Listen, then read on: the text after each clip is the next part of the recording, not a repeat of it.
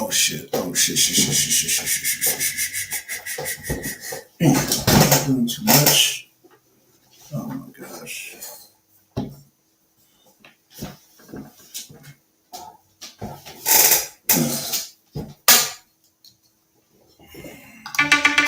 Yanga.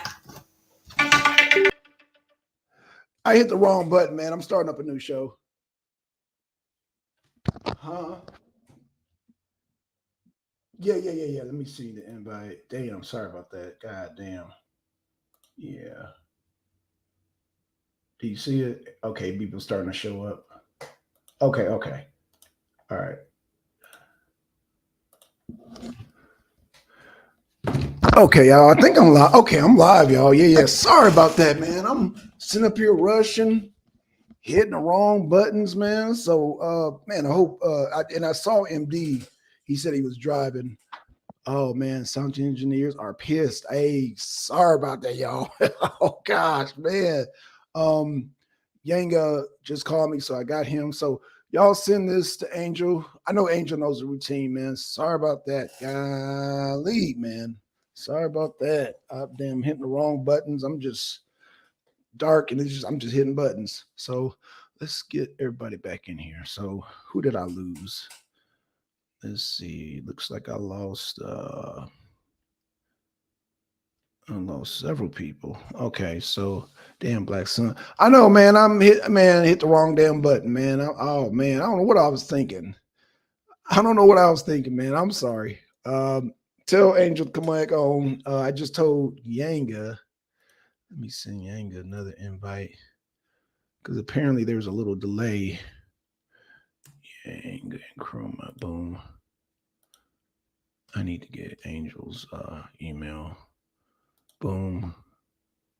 What is this? Okay, that's gone. It's all good. Yeah, man. I'm hitting the wrong buttons, man. I'm just damn. Okay. All right, we back in the house. Well, we got half the people back. Gonna be hot. Yeah, man. It's gonna be good. It's gonna be good, man. Okay. Well, got Yanga back. Boom. Now we just need Angel back, and we good. Oh, Angel's back. Damn. Okay, y'all. All right, y'all. Okay, you got it all back together. Yeah, got it back together. Sorry about I hit the wrong damn button. I'm looking on my phone. We know it. Yeah. I'm trying to get off my phone and get on the internet, and it just man. Oh, I won't do that no more. All right, Angel. Sorry about the interruption. Yeah. Yeah, I was just talking about my old school days, and my experience in these different ideologies and strategies, which what I have learned is that there's too many people doing too many things, and that's not going to never work. It's not going to never. It's not going to work. You can feel good about yourself and your little group. What do you mean? Too many people doing too many things? What? We have too many people. What do you mean by that? You have a group of people that claim I'm for the people. I'm doing this for the people. So you claim. Are you doing it for the people, or are you doing it for yourself? Are you an exploiter of the people, just like everybody else? You're not really looking out for the people, because are you talking to the people, or you want them to be what you think they should be? Or are you really looking out for the people? So we have a lot of different folks doing a whole lot of different stuff. Even if you go back to the 1960s or prior, we got all these different organizations, plural. And they're doing all these different things, and they are in competition with one another. It's not going to work. Being in competition, everybody's in competition with one another. It's not going to work. Yeah. Everybody feels good. It might make you feel good what you're doing, and you will have a certain amount of success. But those little tiddlywink things that you're able to do will not affect and have no effect and can't do nothing for the 40+ million people in this country who are different, who are diverse. We are Muslims, we are Christians, we are agnostics, we are Republicans, we're Democrats, we're short, we're tall. Some of us like bean pie, some of us don't. Some of us believe we have some kind of connection to Africa. A lot of us don't. You're dealing with a group of people that's very diverse. And these things that we work on is for our own personal wanting. They're not for the people because the people are extremely diverse. So that is not going to work. So don't say that you're for the people and you're not diverse, because the people that you're targeting is diverse. They're not pro-black. They're not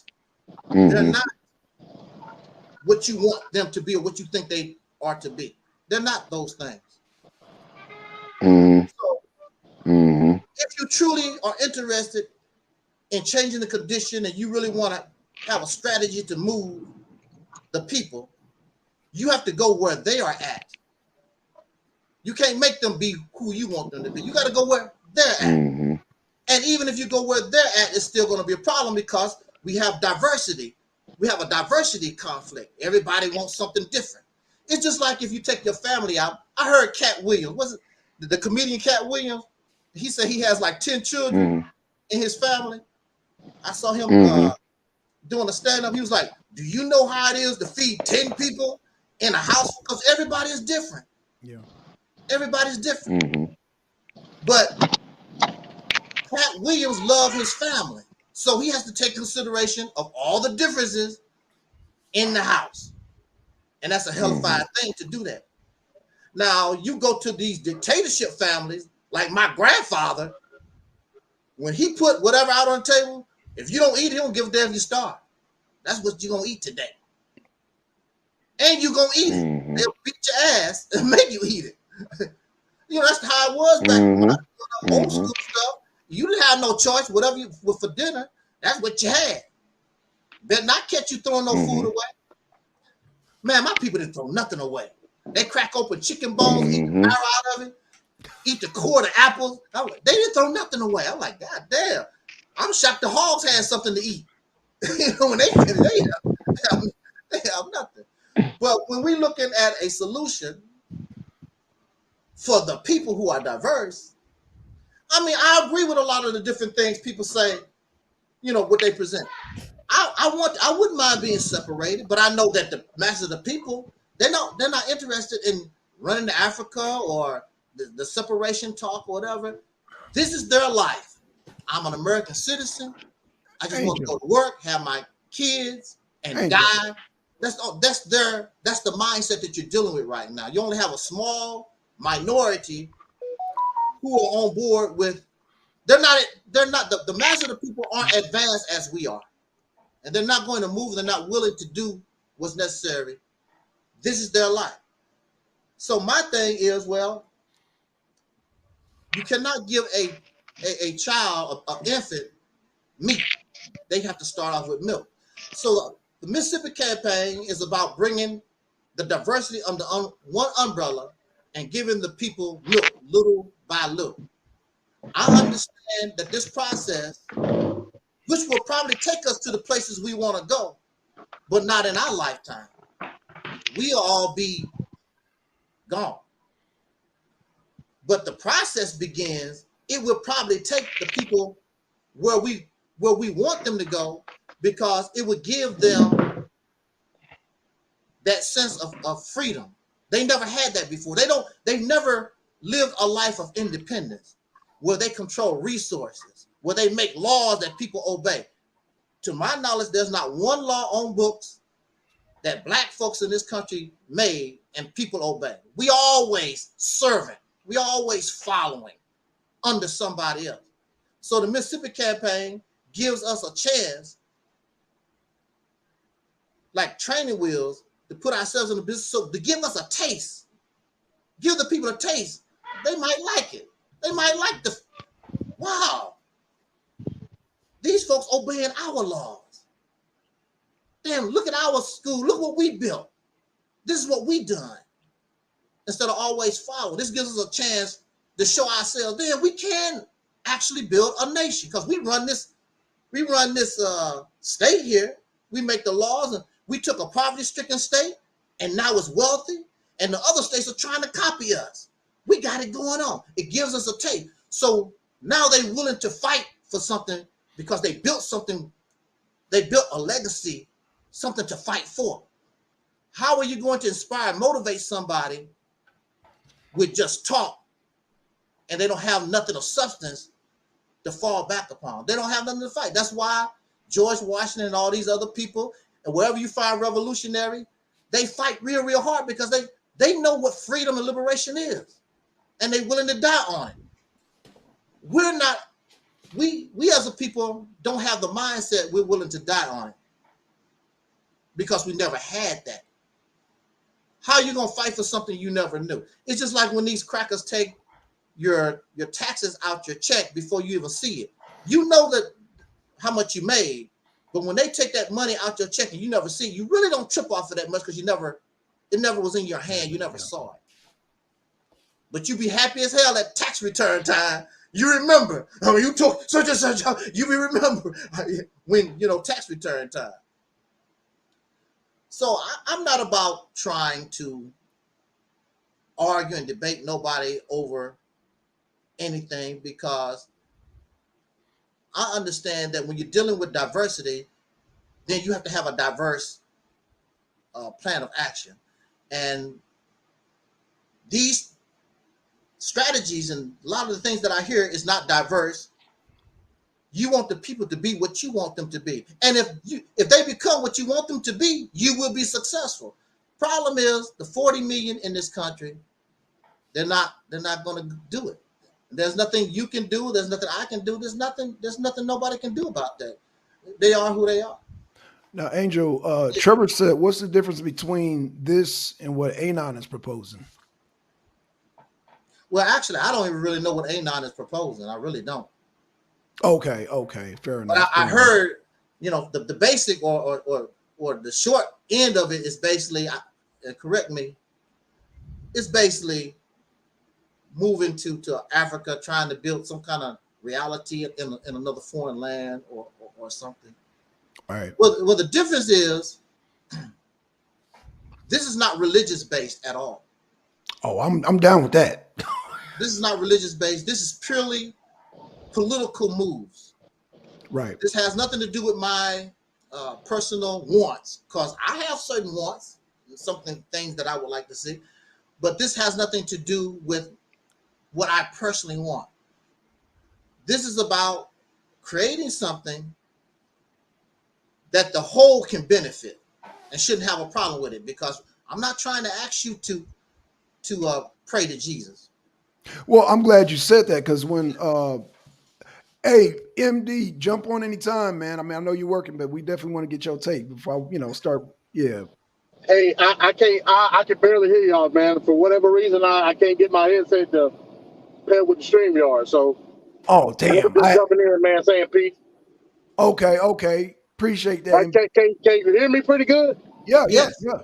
Okay, because it's on speakerphone.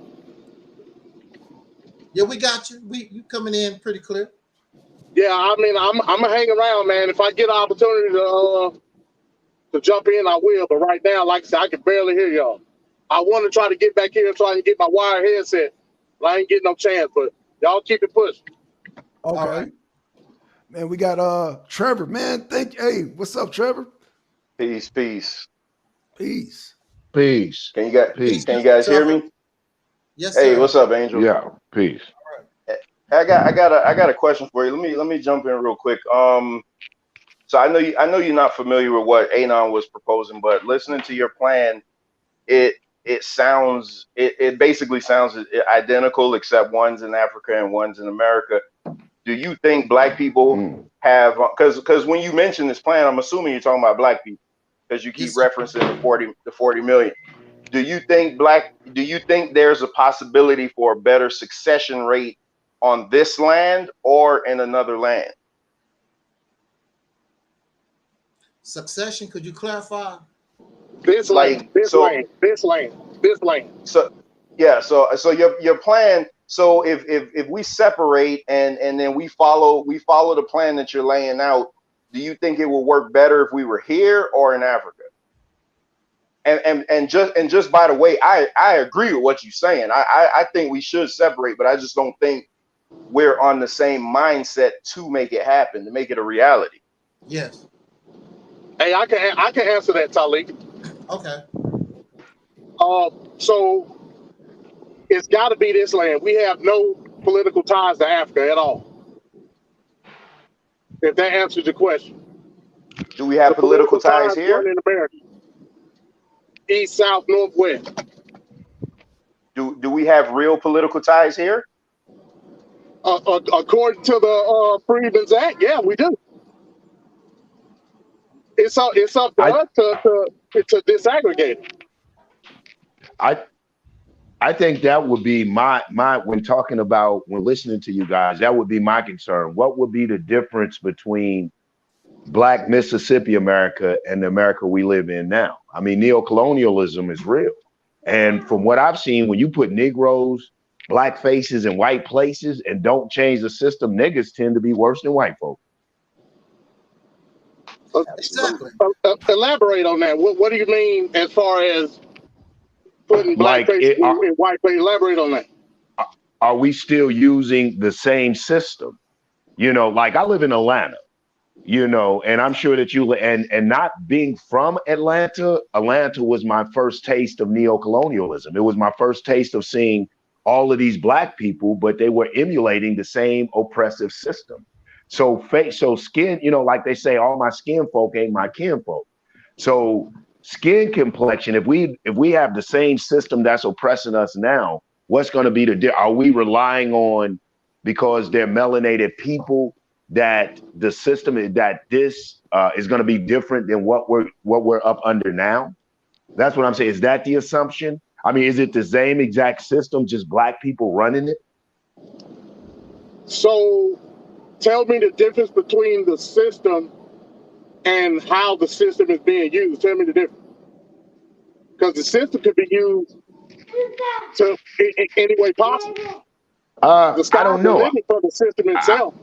I would disagree with that. I don't think a system that was founded on criminality, that was founded on injustice, land appropriation, murder, rape, kidnap, robbery, and slavery could ever be a system that would allow upward mobility for all people. A system like that has to have a downtrodden class. It has to have a disenfranchised, marginalized class to be the fuel of the system of capitalism. You always have to have a lower economic society that will be willing to do the bullshit work, or if not willing, forced into a situation where they have to do menial work and never have the opportunity for upward mobility. Okay, so if I understand you correctly, you said the system itself. I want you to define what the system is, but I think you already did that. So the system is capitalism itself, right? Yeah, as the way practiced by America, as the way America practices it.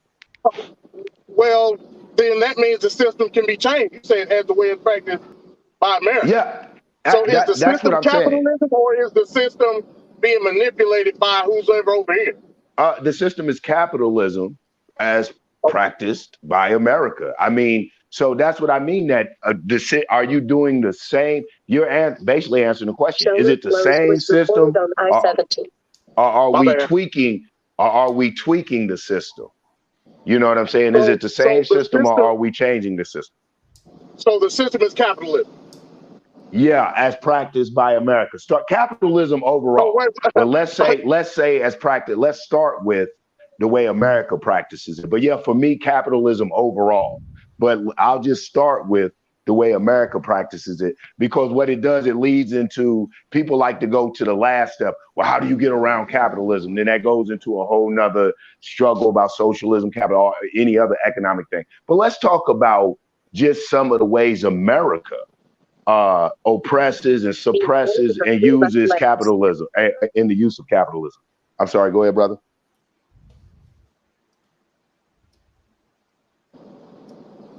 Hello? Yeah, I don't think he heard you. Uh-oh. Okay, can you hear me? Can you guys hear me now? Yeah, we can hear you. I can hear you. Like I said, I can barely hear because I'm on speakerphone. Yes, sir. Like, did somebody hear me? Could they? No, we heard you. Yeah. So basically, I'm saying, like, are we changing the way that America practices capital, the way that the system is now? Are we moving to Mississippi doing the exact same thing, or are we willing to tweak the system at the very least? If not get rid of the whole system, are we willing to tweak the shit that is intentionally designed to keep human beings disenfranchised and dismarginalized from participating in the system? And with America, we know predominantly or specifically that is us and brown people. You know what I'm saying? But I'm talking about black people right now. So we know America targets us to be that fuel for the system. Are we going to do the same things, or are we saying, okay, you know, we're going to go here, we're going to start at the very least voting shit out or outlawing shit, or we're going to change the system? So is that what we're looking at, changing the system? You can't. So I'm going to ask. So the system is. I just want to make sure I got you right. The system is capitalism, correct? Correct. The way that the people here have changed the system is not successful for the system itself, correct? The way the people have changed the system is not successful for the system itself. Is that what you were saying? Correct. Not successful. Not successful for the black participants. It's not successful for black. The system's the problem. The system is the problem. The system is designed to intentionally hinder and obstruct black upward mobility. You know what I'm saying? Like, for example, I think y'all heard me here. Let me give an example. And people always hear me use this example. A convicted felon. Now, you have a convicted felon that will go do their time physically. And then once released, they may be under a contract called parole or probation. They're on paper and they're going to pay that faithfully. And once they finish that, here's a big unjust or injustice by the system. They are, what's on their record is called a felony.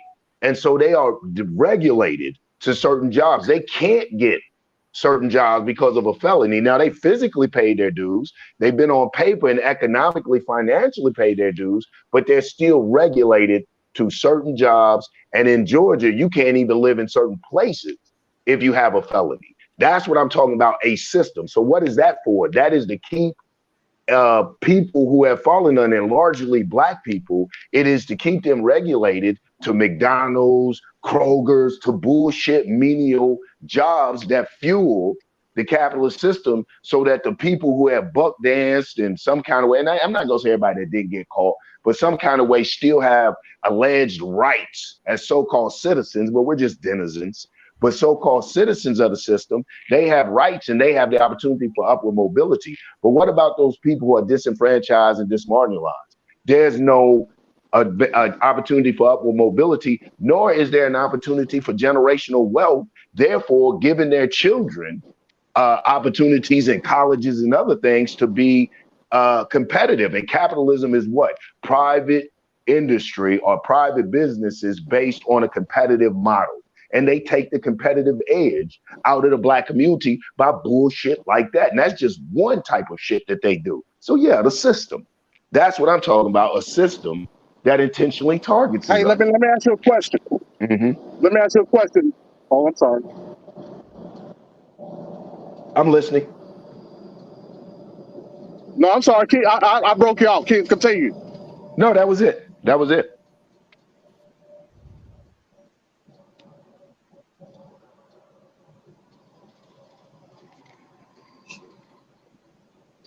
MD, can you still hear us? Oh, he must. Yeah, I can hear you, Blackson. Okay. Yeah, I had concluded that was it. That was just one of the examples of an injustice in the system. You know, to recap, a person pays their debt to society physically. They come home and pay their debt to society contractually, as well as economically by paying into the parole or the probation. And still, after all of that, and their debt is alleged to be served, they are still denied full participation of citizenry. They can't bear firearms. Some of them can't vote. I mean, they're denied full participation back into the state to be a citizen. So fuck yeah, revolution is the only solution for some people. I mean, okay, that's what we talk about a system. let me ask you a quick that type of question. thing has to be changed. Okay, let me ask you a question. That example that you just gave, within the system itself, is that something that's federal or state?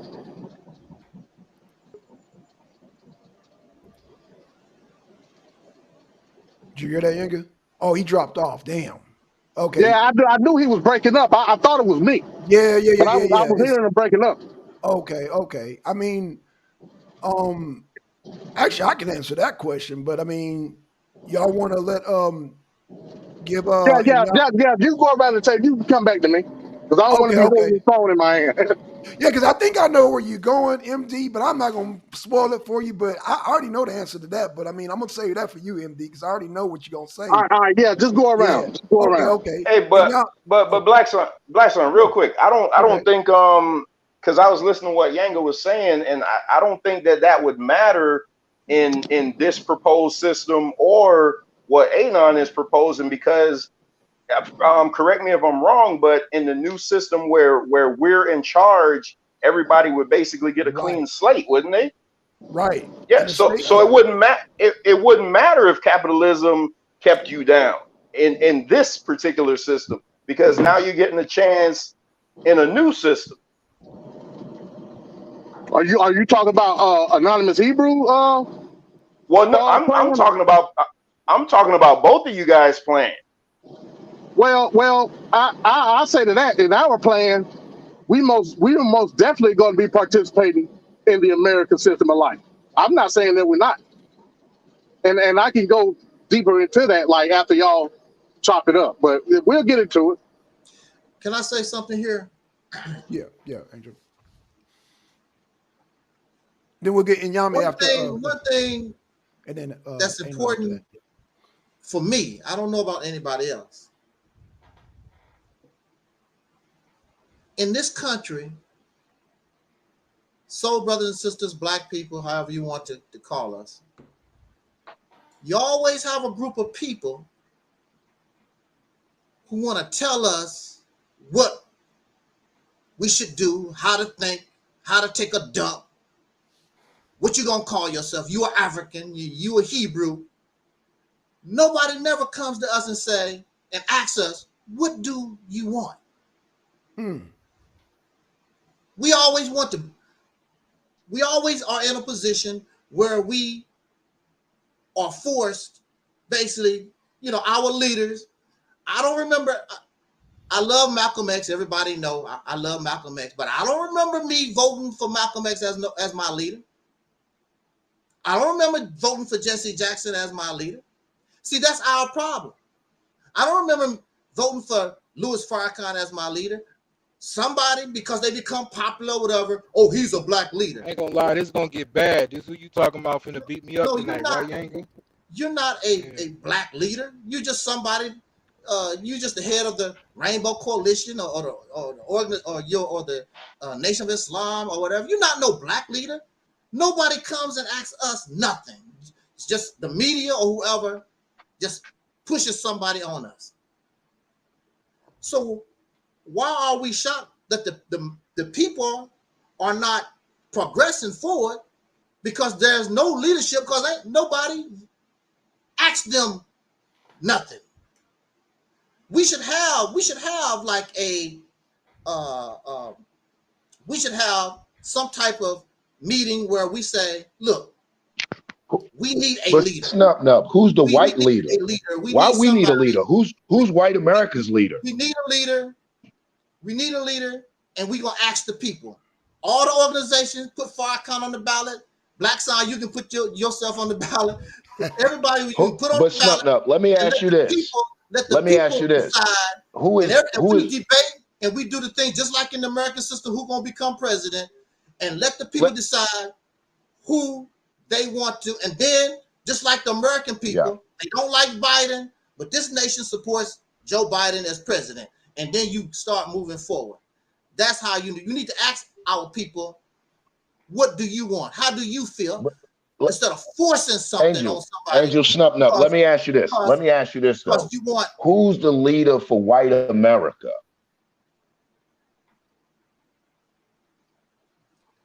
The leader of white America. Freeze. Can you? No, you're good. You're good. Of this country, of this nation, is Joe Biden.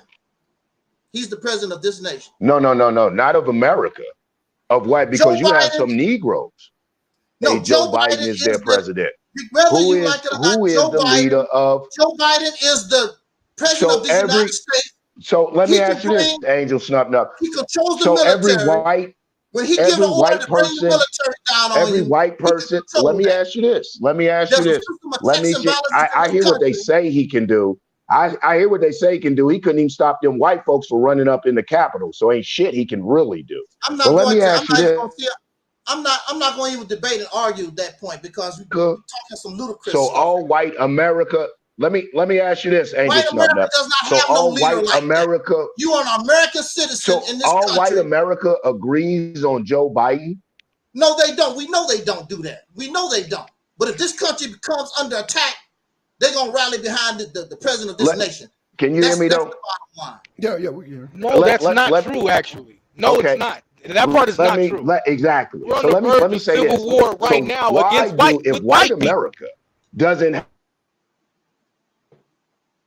My thing. Yeah, you're breaking up.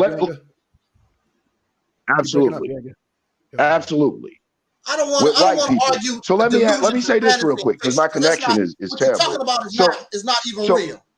Yeah, what you're talking about is not even real. Are you trying to say that capitalism in itself is the leader? What you say? What I'm saying is this. Are you trying to say capitalism in itself is the leader? No, I'm not saying that. Here's what I'm saying because I keep going. I know my thing keeps going out. I think it's preposterous to put on us what no other people in the world has done. Nobody on this panel can tell me who the Mexican leader is. Nobody on here can tell me who the white people's leader is. But we sit around and allow people to tell us who our leader is or to actually wait on a damn leader. I say we get out of the Masonic complex. Stop waiting on this one great charismatic figure to come down from the clouds and give us all the mystical answers. We are all collectively responsible for one another, ourselves first and foremost, and one another and the direction of our race.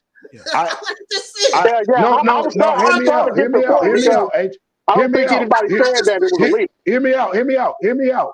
You were saying, I thought that's why I said my internet was going in and out. I thought you were saying First of all, I thought you were saying we should vote. I'm not going to be on this panel. Hold on, brother. Hold on. Give me a minute. I promise you, you're going to have an opportunity. I'm giving you a minute. I promise you're going to have an opportunity to talk. Let me tell you, brother, don't get frustrated. Don't get frustrated. Listen, all of that. Yanga, let him talk. Let him talk, bro. I don't want him to leave the panel. Let him talk, Yanga, because I don't want him to leave the panel. Please let him talk. Oh, I can't beat up on him a little bit. Okay. You can't beat up on me. I'm going to let him talk. You don't have nothing to beat up on. I can't snub. I'm going to tell you how I know that I'm getting under your skin because you're yelling, man. You're not even allowing me to ask to redress the shit that you said. I can't even redress what you said. I came here and sat in the pocket. I'm gonna leave this panel black down. Let him talk. Let them do their thing. I let this man talk. I let people talk. I sit back in the cut. You cut me off because you're so in a hurry to try to make somebody wrong. I let you talk. I didn't say nothing. Then when I start talking, here you want to come. Now you talk. Man, get this nigga some tissue. Give him some tissue. Damn. Hold on. Go ahead and talk then, brother. I'm off the panel, Blackson. Respect to y'all. Come here when I don't want to be on the panel with these type of people. Hey, Charlie, no, don't leave. Don't go, brother. Hold on. Let me say this, and I'll let you talk, Anon. What I'm saying, the difference between your plan and let me just. MD, Exactly. you mind if I just answer that question, MD? Because I don't want it to go too far out of hand. I just want to answer that question for Yang about because the state will be in charge. So the state is in charge whether that felony you can hire that felony. So let's do one thing straight. You know, the federal government gives incentives for people that hire felons. So that's number one. So the state would benefit. That's number one. Number two, whatever laws are in place. Once you control that On what state, job, Black Son? On what job? Oh, The construction. state gives Construction. incentives. Mhm. Construction. That's what I'm talking about.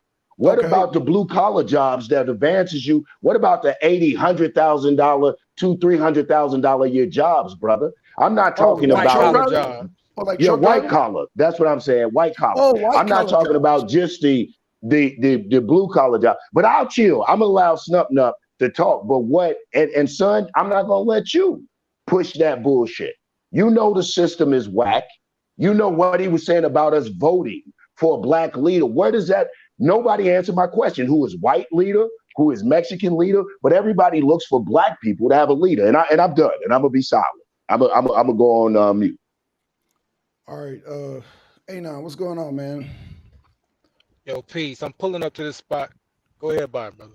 I'm pulling up to the spot to pick up some food. I was trying to talk to y'all while I was on my way there. I didn't know it was gonna turn into this.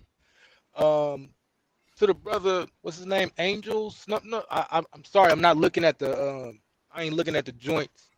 If I mess with somebody's name, I would say peace to you first, brother. Just relax. I don't think the brother Yanga was trying to disrespect you. I mean, I've been here and answered questions for about 2.5 hours straight, so I think you can sit here and relax and answer some questions about what you're saying to our people. I get it if you don't want them to cut them off, but just relax a little bit. That would be my first suggestion. Hopefully, we can have a fruitful dialogue. Second off, I just want to clarify a couple of things about my thought process and my quote unquote plan that I keep hearing propagated. Hold on, man. Let me back up in here real quick.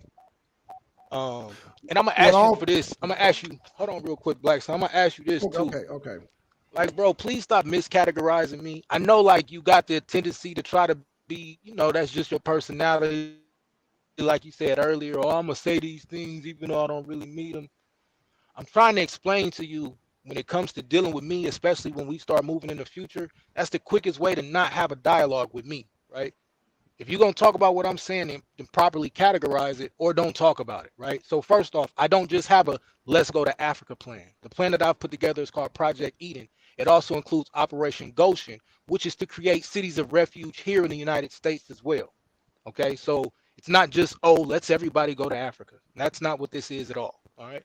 Second off, the conversation about electing a black leader or whatever, the community has to be galvanized first before we have any type of conversation about that.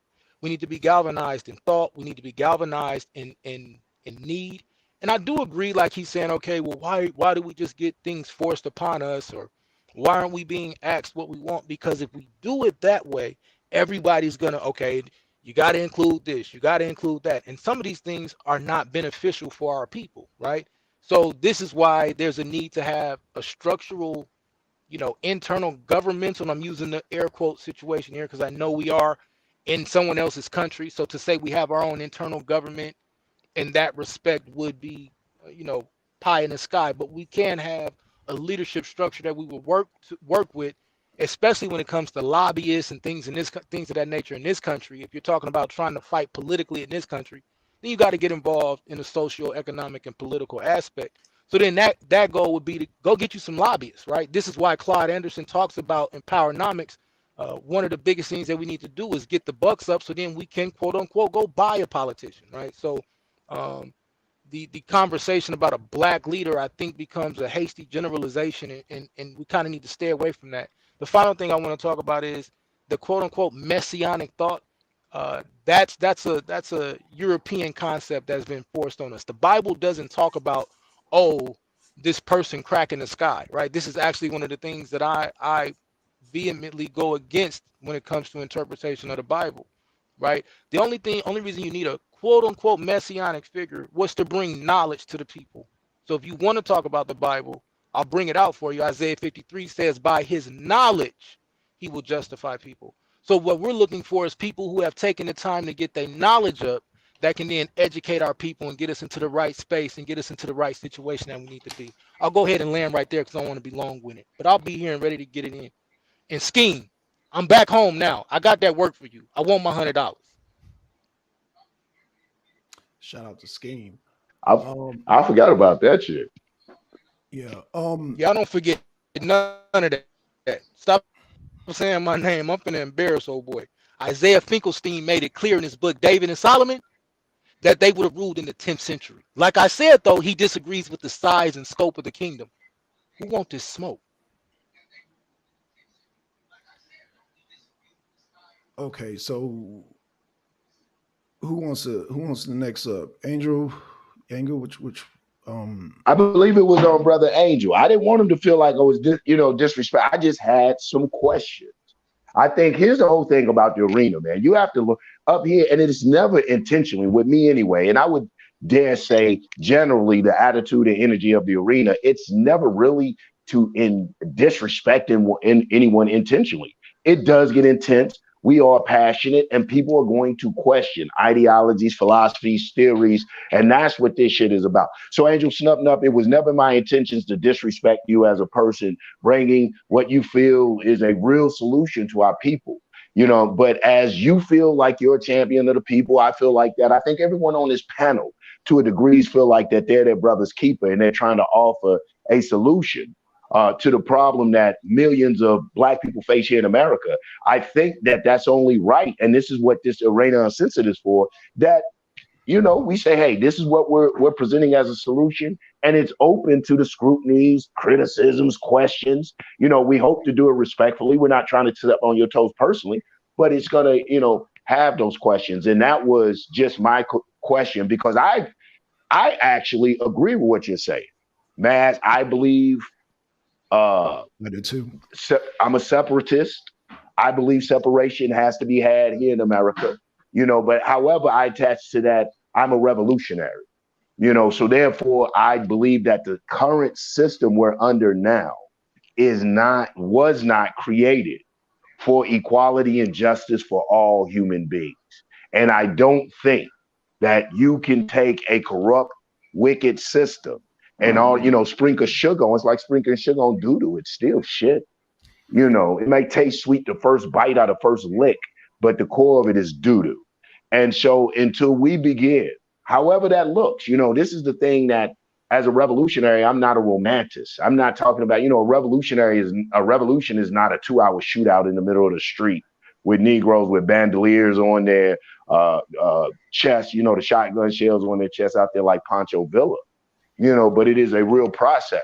So however that has to be had, what I'm saying is this, as the system currently stands, it is corrupt. And even if we remove ourselves from our white counterparts, if we still practice the same social, economic, political way of life, it still will net the same results: oppression, tyranny, and suppression. Narrow lanes were reported. Quick question: Who said? Can you hear me? Yeah. I got my headset. Yes, sir. Okay, MD. All right. Quick question: Who said we were going to remove ourselves from white people? I don't think the Mississippi plan said that. Oh, okay. That's why I say I may misunderstand it. Let me sit back and see I thought it was a Black nationalist plan. But let's see what it was talk. And when I say remove myself from white people, I don't realistically think in America that you're not going to be in any proximity with white people. But Correct. I think when you're talking about the Mississippi plan, what I understood and what I know I talk about with separation is control of the government, of the political, social, economic features of the place that we're at. And that's what I'm asking. Will control of the social, economic, and political features of Mississippi resemble everywhere else in America, or is it just a collective of where Black people have moved to Mississippi to do what America does amongst Black people? I think that's what I'm asking. Is it the same exact, thing just in Mississippi? Okay. So what I think should be done, I think Brother Talib should come on here and go point by point exactly what the Mississippi campaign is. If he doesn't want to do that, I mean, he can. I'm assuming that he'll maybe direct you to where the plan is. But like he can speak for himself. If he can elaborate or if he can clarify, that'll be fine. But at no point in time did the plan ever say that we were going to separate ourselves from white people or disaggregate or alleviate any of the system wide as far as like we would participate. That's not the point. The point is the political power doesn't have to come just with all belief.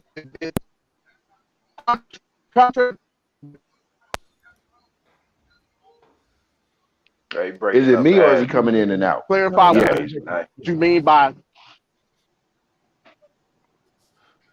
Okay, all right. I'll let Talik talk because I might be in a bad area. Okay, dear brother. Go ahead. No, come on and talk to us, man.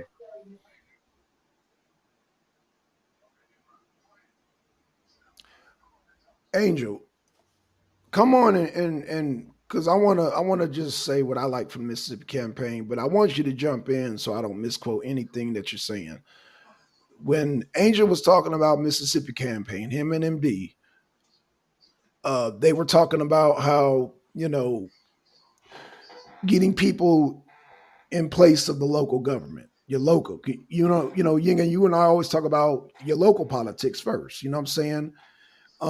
Absolutely. Yeah. And dealing with I guess policies and procedures that would affect the immediate with the community. So when he was presenting that, I was thinking about the first thing, like I talked with organizations and their plans. A real concern is, like I said, running water, electricity. And Angel said, and please correct me if I'm wrong, Angel. Angel said it's training wheels, and everybody. He said the Mississippi campaign is not for everybody. So I remember saying that. Okay, we got Anon. I don't understand what's it for though. What's it? Okay, so somebody explain to me what's it for. If there isn't, I mean, if we're just gonna, and son, you my guy, but you a constitutionalist like a motherfucker.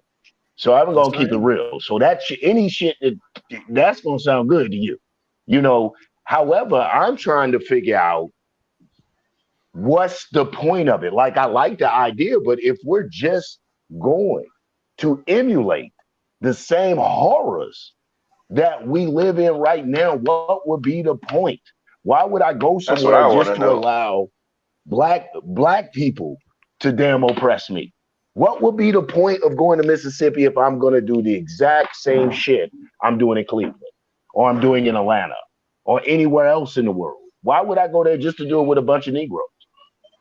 And we're emulate. So I need to hear at the very least, and I don't advocate no theocracy, but damn, at the very least, there's something different. They're presenting something different. I mean, I'm not with theocracies and I'm not with neocolonialism. I'm not with blackface and white place. I'm not with us emulating. I'm not with assimilation, homogenization, none of that shit. I'm not with us emulating the same exact horrors that we're living under. So I would like in the Republic of New Africa, okay, we know they want South. We know the 6 states they want. They have a constitution called the Code of Umoja. Shit is broke up into districts. They have the Revolutionary Council that acts as their Senate, or would be the equivalent of something like that, their Senate, or something to this effect.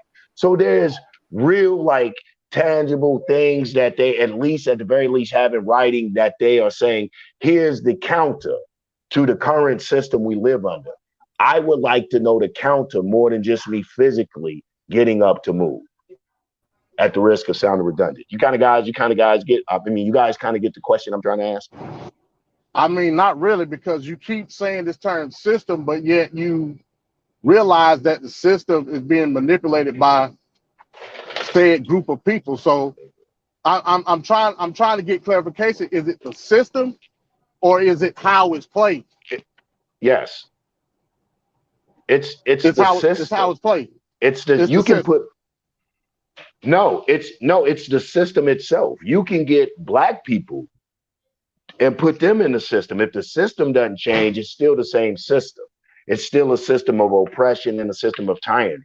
Like, are we changing? What does the welfare system look like? What is, in this place? I mean, are we changing some things when we go there? And I don't expect anything to change overnight, but Right. is it the same shit we face everywhere else? I mean, what's the point of moving there other than black people being involved in politics if we're not even going to change the politics?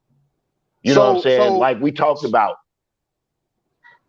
No, I'm saying, so if the system can be melded and shaped and this, that, and based on the ideals of a certain group, is it the system? Will it still be the system if it's melded and shaped? You tell me. Yeah, if it's the same, unless you change it. So yeah, it's still the system unless you completely change it. You can put Pepsi in a Coca-Cola bottle. It's still Pepsi. Well, it's still soda, but okay. So if I change it from said system, if I change it, what does it become? If you change the system? If I change said system and make it something quote unquote different, what is it? You would have to tell me. What is it? It's a new system. It isn't, that's it. We know the system we're fighting. I think so that's what the fight is the for. one that's the problem. Not just the system in general, it's the system. No, I believe in a system. I believe we should have a system, but it's the system that we live under currently. The way that it is enacted, the way that it's enforced, the way it's imposed on the masses of people, it is the system currently. I do believe in a system. I think that's what the fight for Black America is. Finding a system that works for us collectively. So do you believe in capitalism in general? No, I personally don't. Okay, so if you change said system and make it something different, what would it be? Just me being curious. If I change the system, if I change the system, I'm an NKrumah. You know what I'm saying? Right now, where I'm currently at politically, it probably would be more African socialist centered. It probably would be more socialist, but not Eurocentric, not Marxist Leninist, but more NKrumah, because I'm an NKrumah. So right now, if I had to have a system, that would be what I lean to. But even with that, I think that it has to be tweaked. I think that it has to be worked in such a way that is effective for us. This is one of the reasons I love Malcolm and I love Dr. Huey P. Newton and I love Matula Shakur. I love Black American revolutionaries because not only did they take the understanding of a revolutionary from an international understanding, but they added us in it specifically. They didn't try to make us Black Bolsheviks. They didn't try to make us Black Cubans or Black Chinese revolutionaries. They understood that we were Black men and women over here with a unique situation, with unique problems, and that our revolution would be a unique revolution catered specifically to Black people here. So, yeah, I definitely think that we would have to have a system that addresses us. We can't just emulate everybody else. Our system would have to address us. Like China's system addresses China. China is flirting with capitalism. You know what I'm saying? They realized that staunch ass communist shit wasn't gonna fly. That's just more imitation of the European. So, yeah, I think we would have to have a system that is unique to us and not. In concluding, I think Black people, what we do a lot of times, we try to force our real life situation into these books we read, whether it be the Quran, the Bible, whether it be motherfucking Communist Manifesto by Karl Marx and Frederick Engels. We take our real life situations and begin to say, yeah, because that's something like what we going through. Or yeah. Next thing you know, we Black Bolsheviks. You know what I'm saying? Okay, so, but Yanga, I got a question. I got a question. Talk to me. So you say this thing about capitalism. Now we can point to history where Black people have mastered capitalism, and where Black people don't have a problem with capitalism, and Black people have prospered off of capitalism. We can point that throughout history. So point it out through history. I hear what you're saying. Point it out through history where the masses of black people have the masses, not a few, bourgeoisie elite that have had their revolution and their movement that capitalized on the backs of black people, mainly, and I don't want to say illiterate, but not as well read. They came down and pimped the shit out of black people in the South.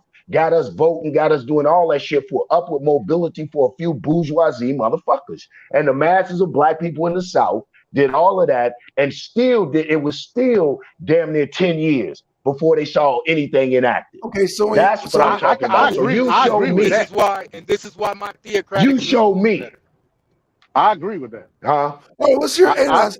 Okay, well, let's hear Anon's plan because I know Anon. Okay, You know. So now let's start to talk about this. I actually can show you a working model right now in Demona that's actually killing all of this conversation. And I'll give you a perfect example. Right. So there's an actual video. They're doing an interview. The brother's walking through Demona. He walks into an ice cream shop. He walks up to the beautiful sister. He says, "Hey, sister, is this your shop? You know, can I come into your ice cream shop?" She corrects him right on the spot and says, "This is our ice cream shop," meaning that shop belongs to the community, and every prosperous thing that comes from that shop then goes into the community, right? And this is just one small ice cream shop. Right. This is why I'm telling you in the system that I'm talking about, it's not going to be, oh, Muslims come over here and this come there. Because I heard you say, oh, Anon wants everybody to be friends with the Muslims and it is. Like, once again, hyperimposing, just going crazy off everything that I say. What I told you was, you're going to want to come into my system. I'm not going to force you to do anything. You're going to look at the rest of the systems and look at what we're building and what we're doing and say, that's how we should govern ourselves.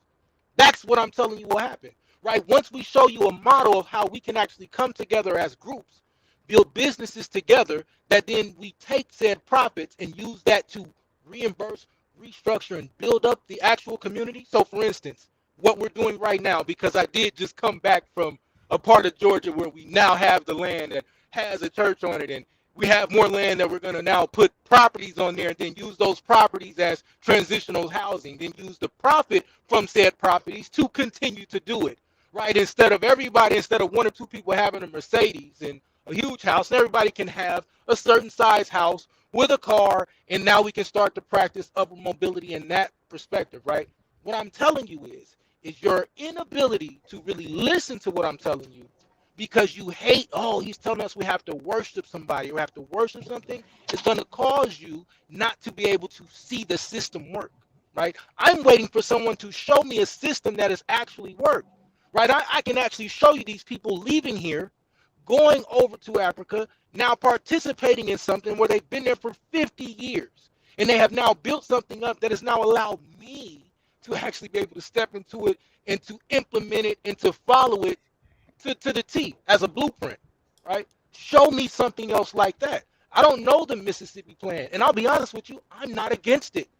Here's the funny part. I'm not against it. If you have a system that you think can work, I'm telling you to go work it. It's when we try to please. Breaking up. Anon, you breaking up. Is that me? Because yeah, like he was breaking up pretty bad. No, that's Anon. That's Anon. Other system against each other is what causes the problem. I don't need you to. Yeah, that's him. Tell me when I'm clear again. I'm back here on this back road. I'm gonna be home. We'll hold it down, man. While he waiting to get to the house, while he wait to get to the house, I'll say this. I like for as long as I can remember, people have come taking up land, building it up, and circulating the wealth through the community. That's cool. I don't initially have a problem with that. I think that's what we all should be doing. My issue is, what are you going to do when the county commissioner or the zoning department come through and want to put a Topgolf on your land? Right. You know what I mean? I think like Claude Anderson, Powernomics, great book, right? But I think Claude Anderson had it backwards. I think political amnesty has to I follow Dr. Sandy Dare. He's leading the comments in this reparations movement, right? I love He William said, Darity. I love William Darity, by the way, and I love his partner Derek right. Hamilton. Are you prepared to really talk about what Darity says? Because one of the things that Darity talks about is the need for political representation. But even before that, what you need to do is go ahead and force these people to start to pay reparations. Why? Right. Because then that money, because then that money, and I don't mean to cut you off, but I'm just trying to jump in right there. You in my lane, bro. You in my lane. You in my lane. Yeah, Now you you in his can lane. jump in the car with me. You just jumped in his lane. Yep. Bet. Okay, so now when we talk about what Darity talks about, another thing that he's proposing are the baby bonds, right? And if you keep up with his work, right? All of these things we need political leverage to do. So while I hear what you're saying about Dr. Claude Anderson, the reason that it worked is because he actually utilized it in the political office that he was in, and he was actually begging us to come into it. I get what you're saying, but we have to have a political representation, and in this country, because they're so greedy, the only way we can do that is to have the money to do it. So if you're gonna play the political, socio-economic game in this particular country, we got to have the bucks to play. That's just a clear-cut, plain, simple, no-cut dope of the information. I kind of agree. I don't believe the economics comes first in any situation in regards to reparations. I do believe that we can have political representation. We just may have to take the back door to get in there. I don't know if you're aware of NAASD out there in California, what they're doing right now. It's ways to get it done. But hold on, but also that's because they got them staunch black women as they representatives working backdoor deals, brother. I love it. Well, I'm from California, so this is how I know. They got them staunch hardcore black women and that Mexican woman, Ms. Cortez, up there going to work doing backdoor deals to make these things happen. We gotta understand so I don't know if everybody really keeps up with it, right? But there are several conversations that happen behind the scenes that are getting things done so people can keep their hands clear in their political theater. These things never happen just by saying, oh, we woke up today and it happened. So for instance, in the area where I'm about to go and set these things up, right? One of the main things that we're doing is working on getting a representative in City Hall in this small town. So that way, when we do start to build this up, they're not building a Top Golf. They're not going to come and overrun us. And if they do, the rest of the town is going to revolt because they made promises that they would allow these people to have this land and use it in the way that we're talking about using it, right? Hey, are you talking about Goshen, bro? No, I'm building something else. Oh, I know okay. what you're talking about, though, but I'm building something else. All right. Shout out to them brothers, though. Shout out to the brothers and sisters up in Sparta. You know what I'm saying? They getting it in. They had a couple of problems. Because I know they had a dude that they were trying to get. They had a couple of problems with him, though. So I don't even want to go there. But but I will say this: our community dealt with him, and now he up out of here. So the point that I'm making is this: while I hear you, and I want to just say, man, it shouldn't be about money.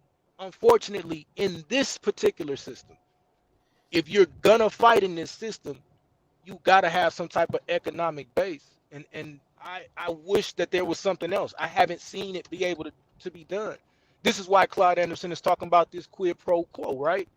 You scratch my back, I'll scratch yours. That's how this system works. It's just is what it is. So either we create a new system while simultaneously participating in this one to the point of we don't have a choice, right? I'm not a staunch capitalist. I just know what we have to do. I got to participate in this system if I want to build something else. I understand that, bro. Like I said, I'm 100% with you on that. The difference between me and you is I don't believe that we have to have the funds in order to participate politically. In fact, I would even go far as to say, if we all came together right now on one accord on the political platform, we still wouldn't have the money because we don't have the wealth built up. We would have a barter. right? So watch this.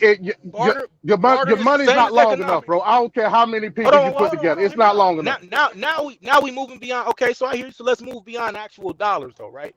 Now we have a barter system, and what I mean by that is now we have a group of people.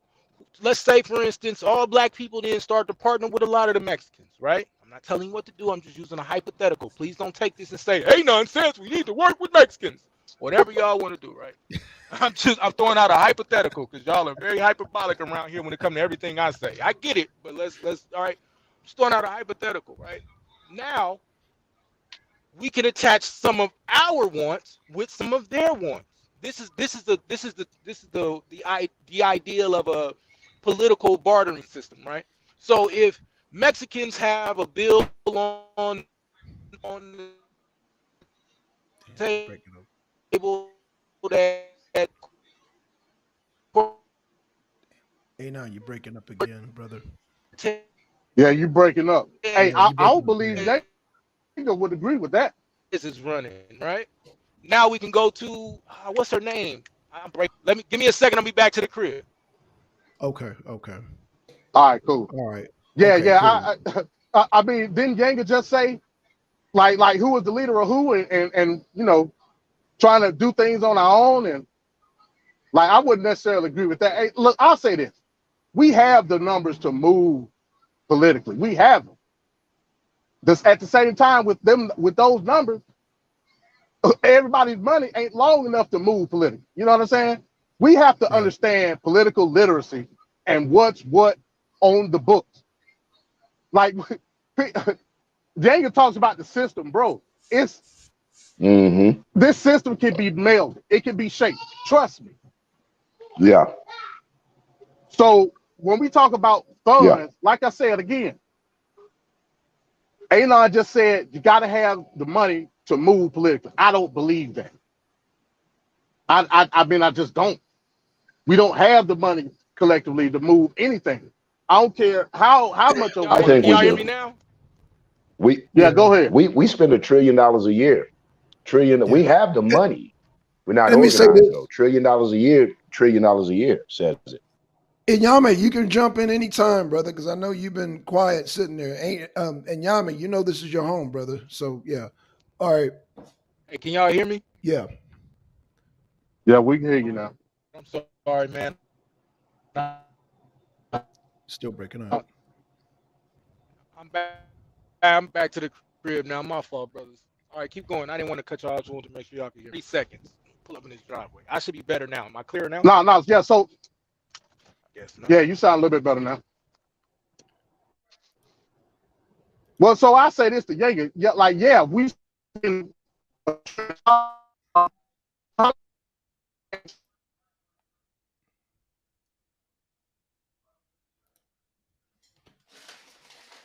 MD, you breaking up now. Y'all, you breaking up now. Yeah. Damn. All right, I'm back. Damn, that might breaking up. Yeah. Now yours is breaking up, MD. Oh, all right. Well, I'll yield the flow. Go ahead. Can I tap back in real quick? Because I wanted to clear something up just with the economic conversation. Hold on, baby. Hold on. Daddy on the joint. Give me 1 second. Let me finish this thing and I'll talk about the game, okay? Yeah, hold on. I'm almost finished. Sorry, fellas. The only thing I'm saying is this, okay? If you say we don't have the actual liquid capital to make it happen, we still have the political. You breaking up, A9.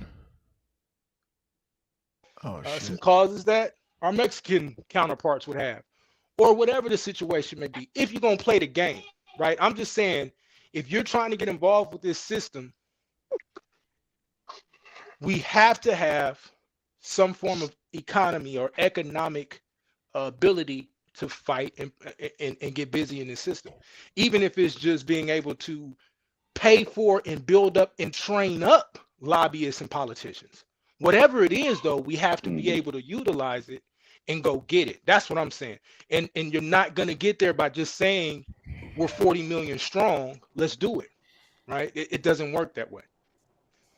So it ain't possible to build and train up people in our own community to go run for these offices. We got it. We don't have no just choice. said that. I literally just said that. Okay, so I I heard you say we got to have the capital to build and train up Okay. lobby in lobbyist form. Like we don't have to lobby for that. Let me say it again. That's political literacy. Let me say it again. Because I know I just said it. Maybe y'all didn't hear it, or I don't know. But I said we could actually get the funds and raise up and train up our own lobbyists and politicians. But either way it goes, we have to have a way of funding that. Now, if that means that we put something on the ballot to where they give us in form of reparation, some type of education as well, which I think is happening, is probably going to be part of the reparation packet that we see happening in California, right? They might end up including something like, some type of education stipend. I don't know. I'm still getting into the fine print of everything and what it seems to be being proposed. So what I'm saying. Okay. He breaking up again. He breaking up, but I understood the gist of it. So, but what I'm saying is that's still a form of, and believe it or not, that's still a form of money, right? That's still a form of economic equity, because that's really what we fighting for, right? And I hear Domo talk about this a lot. This is why I be trying to let him get it in this respect, because I've always felt this way. This equity that we're trying to chase after, there's different ways to have it. There's different avenues of approach. That's why I say we need to understand all 10 areas of people activity and then learn how to attack it, right? How I would attack the religious sector looks completely different from how I would attack the political sector, than how I would attack the education sector, than how I would attack so on and so forth, right? Because I'm not going to bore y'all with all 10 areas. But I understand, like, I think we hear the word money and then we run because all we know is liquid dollars and cents. We don't understand economic equity. I'll yield right there. I'll say this in response to that, then I'll let somebody else go. The information that's out now, and like the brother said, shouts out to NAASD and Sister Camilla and all that they're doing out there in California. The information is out for us to become politically literate as to what it means for us to be freedmen, right? When you look at us like building lobby forums and like I said, I want to say this, I don't know if the brother knows, like I was a strong proponent for the brother Marcel out there in South Carolina. That brother ran 6 months prior on the campaign before the actual election. He only raised, I want to say it was a little over $100,000. The brother got only 3% of the vote out there in South Carolina. I think the district was District 6. He was running up against Jane Clyburn. But what the brother did on a national level, not just in South Carolina, what the brother did on a national level to create political literacy as what it means for us to be freedmen, captivated every Black American that listened to him in the nation. So what has become now, everybody's talking about political literacy. Political literacy to me is the equity, because we don't even got that right now, to tell you the truth. And what I mean by political literacy, I'm talking about the statutes.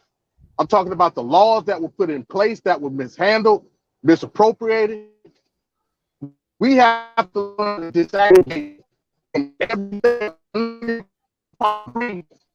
with the term freedman and what it basically means. We have to understand what we are as a protected class. That's the goal to me. Reparations, yes, that's what we want, but I don't think that's the goal.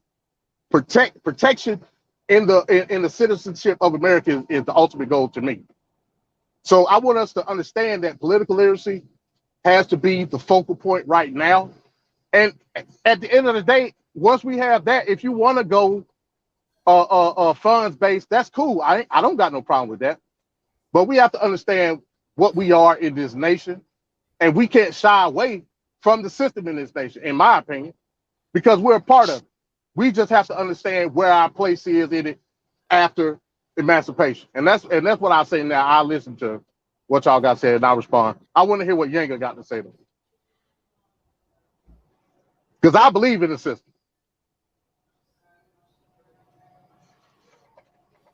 Right now, just listening to you guys, and actually, like I said, listening to you guys, I don't have a problem with because I know it's a process. I don't believe in the system, but I know it's a process, and I don't hear anything so far that I disagree with. Like I said, I believe I know it's economic and political power at a certain part. Uh, for a revolution to really take process. So I don't disagree what I'm hearing. What I'm hoping, though, is the end game is revolution. Like, if for people who participate in the system, I hope it's radical reform. Right. I hope it's radical reform. I hope it's to push the contradictions of the system, to constantly expose the hypocrisy in the system, to be able to show how the system is being used to keep us down, even when alleged laws should be for us, like these civil rights laws that were specifically supposed to be given to create some type of equity or to end some of the disparity between Black America and white America. They turn around and let women use it and foreign women use it and all kinds of it. So we even get fucked within the very laws that we try to have enacted within the system. So we know that the system, I'm saying that racism is so ingrained and embedded in the system that it is a part of the system that under this current system, the way that America practices capitalism under the current system, there is never going to be upward mobility, advancement, or liberation for Black Americans here. I don't see it under the current system. I see upward mobility for a few, but the system has always been designed to do that, and we're people that don't move collectively. When you look at our brown brothers that come over here, they move collectively. When you look at like I'm up in Cleveland now with a lot of ethnic enclaves.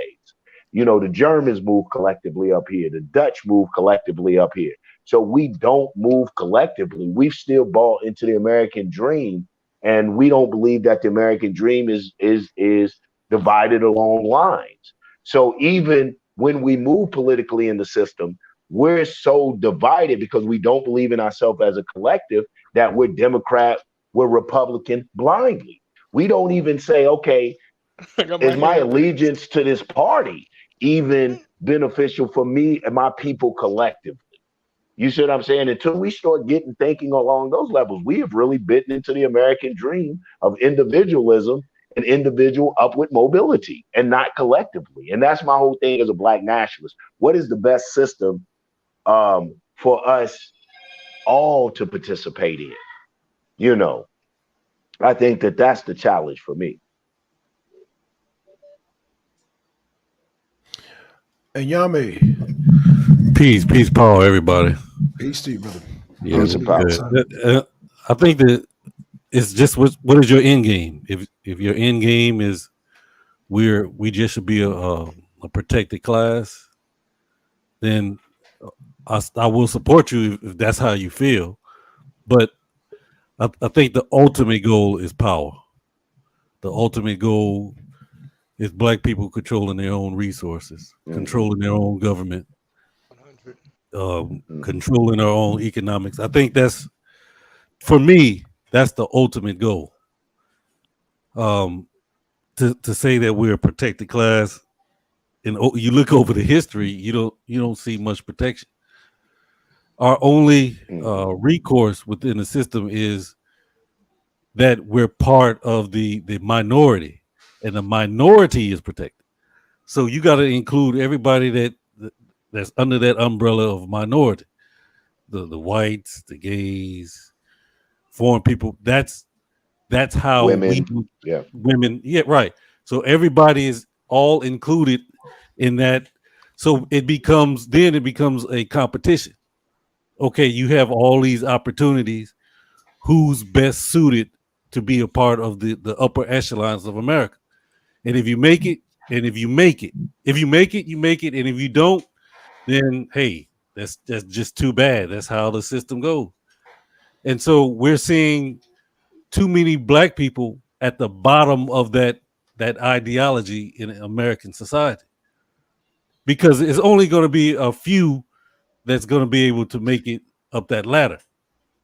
Because the higher you go, the more narrow the ladder gets. So you got to kick some people down. You got to kick some people off to climb up to the top. And so, what is a system designed that's going to benefit the majority of Black people? If you feel like this is the system for it, then I support you. I think ultimately, just like Brother Malcolm and all the leaders say, we have to have control of our own environment. From the point of the land to the growing of the food to the water to taking the resources, process the resources. Education, entire Yeah, situation. the whole thing. And so that's the Self-determination. that's the ultimate goal. And what is the best route to that goal? That's for me. If I'm clear with what I'm saying. No, I mean I agree with that, Inyame.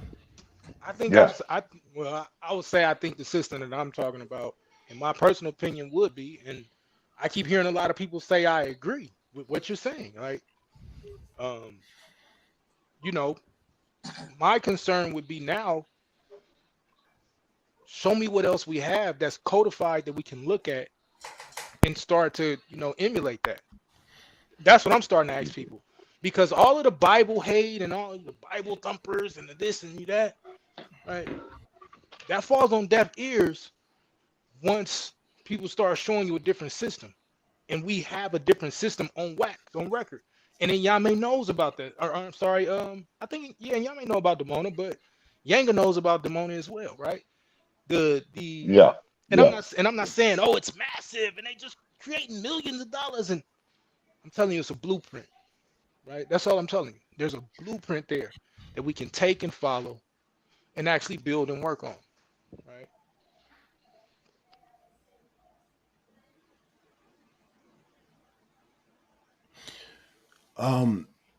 The difference crickets. the difference I hear. I was trying to yield to anybody. Yeah, it Okay, got yeah, I'm glad quiet. you said it. No, I'm glad. I'm glad. Okay, Anon. The difference between. I'll be happy to say something, Brother Blackson. Okay, thank you, Angel. I want to say this. I'm very happy. I'm very proud that I have been in this struggle since I was a child. I learned of this pain and this suffering, this injustice that has happened to my people. And as scary as I was, I still stood up and wanted to fight so we can be better.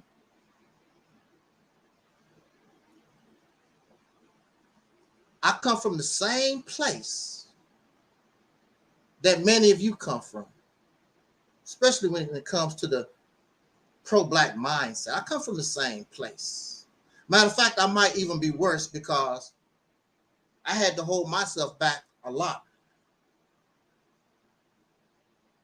I'm saying this because when I was a young man, I was very violent. If Louis Farrakhan had gave me the order to assassinate Reagan, it would have been good as done. I'm not here to play games with you. That's how serious I am. Nobody saw me as something to play with in the community. I don't play games. As scary as I was a scary person. But see, when it's time for something to get done, I gotta do it. I might be scared to shoot a gun, close my eyes, pow, pow, pow. Nothing to play with. So I've heard this stuff for over 40 years. I've heard all this. Nobody telling me nothing new. I've heard it. I was in the Nation of Islam, but I've heard it all. I sat in the crazy house for 10 years. Where was all this? While I was locked up for 10 years. What was you doing? All this wisdom. Between 1997 and 2007, you was free. Many of y'all was free, right? You wasn't locked up. So while I'm locked up, and you got all this wisdom, and we know all this stuff. What was they doing? I went in one way, came out, it was still exists, the same stuff. Ain't nobody moved, ain't nobody progressed or did a damn thing. The wonderful thing about that incarceration, it gave me an opportunity to erase all those things out of my mind. Because if I continued to have the mind that I had, I wouldn't be talking to you right now. Probably be dead, jumped the fence, run, messed around and got shot. So I understand something different. It's got to change because I am here because clearly something about those things don't work. If it worked, I helped you. I give you 1,000%. I come out the crazy house and you're doing nothing. They've been making mockery of the Mississippi campaign since 2018 when we first brought it. From 2018 to 2022, what have they accomplished? What have they done? I only have 10 subscribers. There's thousands of these people with these ideas and think this way. What have you accomplished? You ain't accomplished no more than I have, and I only have 10 subscribers. I have a problem. I have a problem with that. I have a problem with that. If you got it going on so much like that between 2018 and you were established, Mississippi campaign just came on board 2018, February. You've been on board and got this mindset, and thousands of people. They just had some kind of, I believe, I don't know if you know about it. They just had some kind of pro-black convention down in Atlanta last month or something like that. What did they do? They're having another one on the 22nd. Sister Tangi said they selling shea butter and sea moss. That's what they do. This is what this big convention is. They selling shea butter and incense. And they was doing that in the 80s. So here we are, a new mindset, a new strategy. And the first thing we want to do is try to find the fault. What about your damn fault? You've been doing this for what, since 1977? Since 1930? Why don't you question that bullshit? Why don't you question that? Why is it not working? And mind you, I helped those things. I helped the Nation of Islam. I gave to the Hebrew Israelites. I helped all the Black Power folks. Nobody helped Angel Snuffing Up 7. As soon as Angel Snuffing Up 7 put something out, I get attacked. But what have you done? What have you accomplished? The Mississippi campaign cannot operate. It cannot function. It will not be successful with people having a Negro attitude. That's part of the Mississippi campaign, is to ask the people. We've got to have a different mindset, a different way of looking at life, a whole brand new lifestyle. You got to look at things differently. Number one, Brother Blackson, the people might not even want it. They might like things just the way they are. And if people like the things the way they are, so be it. That's why I asked you, what do you want? Because I'm not a savior. I'm not a messiah. So I'm going to ask you what you want. What do you expect? Well, they might like things just the way they are. So I'm not going to waste my time, spend my money trying to run around here and say some ungrateful ass Negroes like they make fun of Dr. King, they make fun of Malcolm and all our freedom fighters. They find something wrong. What the hell? And what have you produced? We have not produced nothing since the civil rights era. Absolutely nothing. You have nothing to add to what Dr. King did, to what Malcolm or whoever did, the Black Panther Party. Ain't added nothing. Me personally, I'm ashamed. Only thing we can do is come together and run your mouth on a damn YouTube video, Facebook. That's the best we can do. And go on Facebook and put up some memes. That's the best thing that you can accomplish, because you're arrogant. You don't even know how to go on the street and talk to somebody. The way some of y'all talk on social media, see, I was boots on the ground. I talk to people in their face. The way some of you talk to people, boots on the ground, they'll slap you in your face and don't blow your brains out. I know how to talk to people. I was out there with the gang members 1, 2 o'clock in the morning in the Cabrini Green Chicago housing projects. I'm out in Harlem 1, 2, 3 in the morning and talk to the brothers and sisters. Ain't nobody never even tried to hurt me, had much respect. And I got on that case about a lot of stuff. Look, I'm so bold, I took liquor out of people's hands. Negro, please, what you think you doing? That's how bold I was. Brother, you don't need that. This wartime. Why don't we study and give something a chance before we condemn it? Study it, because the Mississippi campaign, I got many videos. I got a lot of things out there. Why don't we learn about things first before we try to condemn? I'm not going to condemn. I'm not going to condemn A9 because I really don't know what his plan. I don't know what he's doing. So what do it look like for me? Well, brother, blah, blah, blah, blah. I'm not going to do that. I got to see, what are you doing? Then I ask you civilly about this and that and that. Matter of fact, the Mississippi campaign is designed so A9 could actually be part of the Mississippi campaign. So nothing is perfect. Nothing is perfect. And the people aren't ready. Just like Brother Blackson reminded, the Mississippi campaign is like training wheels. And we have to do things little by little by little because they ain't ready. Again, maybe you and your little organization, maybe y'all ready. Well, go for it. But the people, this 40, 45, they ain't interested. Jay-Z ain't interested in what you talking about. These videos should be getting millions of hits, but they don't because the people are not interested. Go to your family reunion. How many of your people in your family reunion talking about this type of subject that we talk? They ain't interested. Give me something to drink. Give me something to smoke. Damn, that girl got a fat booty. That's where their head is at. What's coming on TV?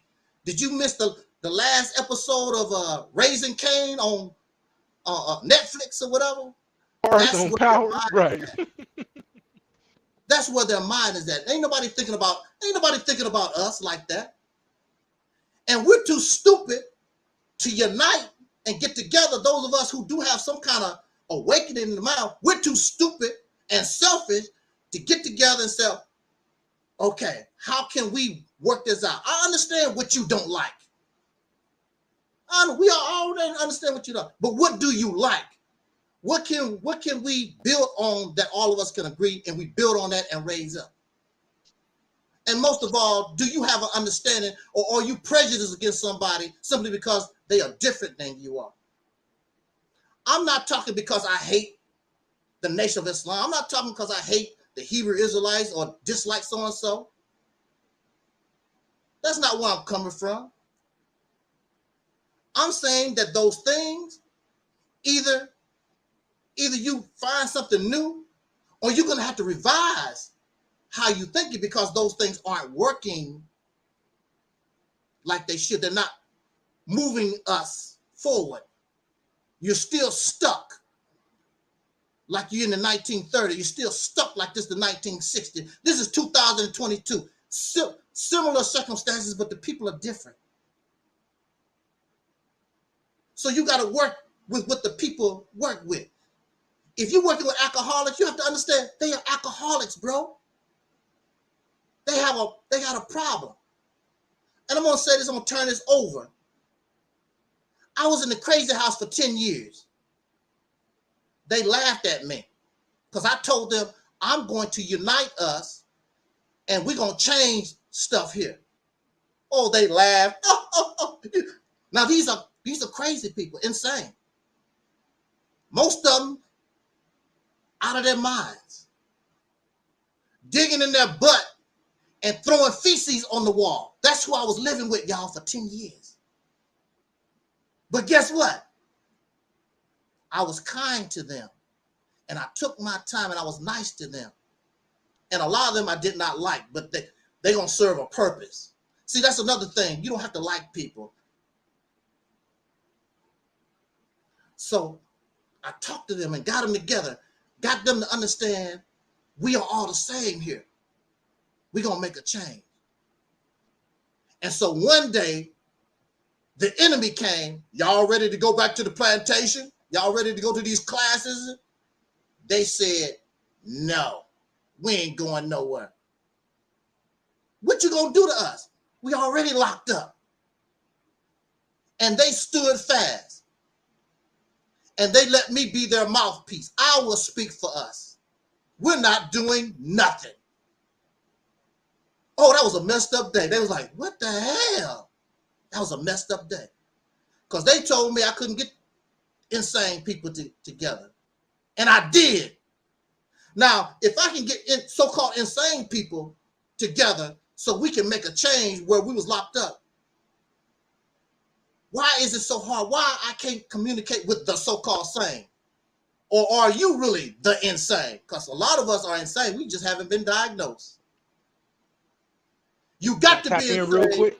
Look, you got to be insane when you know without unity, you can't get nothing done. But you continue to do the beautiful things that you do, and you're still in here living in your fantasy world. That's you live in your fantasy world. This Wakanda. Matter of fact, y'all, Black Panther 2 is coming out. I know some of you got your tickets already, because that feeds your fantasy, that this all black beautiful world. Nothing is perfect. Because even if you did what you did, there's gonna be problems. Because everybody different. Some people like apples, some people don't. There's always gonna be problems. There's no utopia. Because everybody was born different. Even in your family. Everybody is different. Until you learn how to respect difference and diversity, you ain't going to do nowhere. You're going to die in the same place where you are right now. I guarantee you. I'm passing the mic to our brother Anon. I appreciate you, brother. And I want to start off first by saying I applaud you for all that you've overcome. I think, we've all been through a lot. And so to hear a lot of these stories of triumph, I think that they need to be heard. I think they need to be said. I also agree with you that we have a lot of issues in our community that, if I'm being honest with you, some of those things we're not going to be able to fix right now, right? Everybody ain't going to go. We just put it like that. Everybody can't. Freedom ain't for everybody, right? Exactly. So I'm going to gladly go check out what you building and what you're working on, because the economic model that me and my brothers have built says that we can build and work with anybody economically. Right. And I'll challenge anybody, any Hebrew Israelite that says differently. I also would ask you to kind of study the new paradigm of a lot of new Israelites, right? Divine Prospect and Kingdom Harbinger Ministries. An elder by the name of Judah up in Buffalo in the Knesset of Yeshua, right? I have at least 10 groups that I know for a fact are on the same conversation that you're having, right?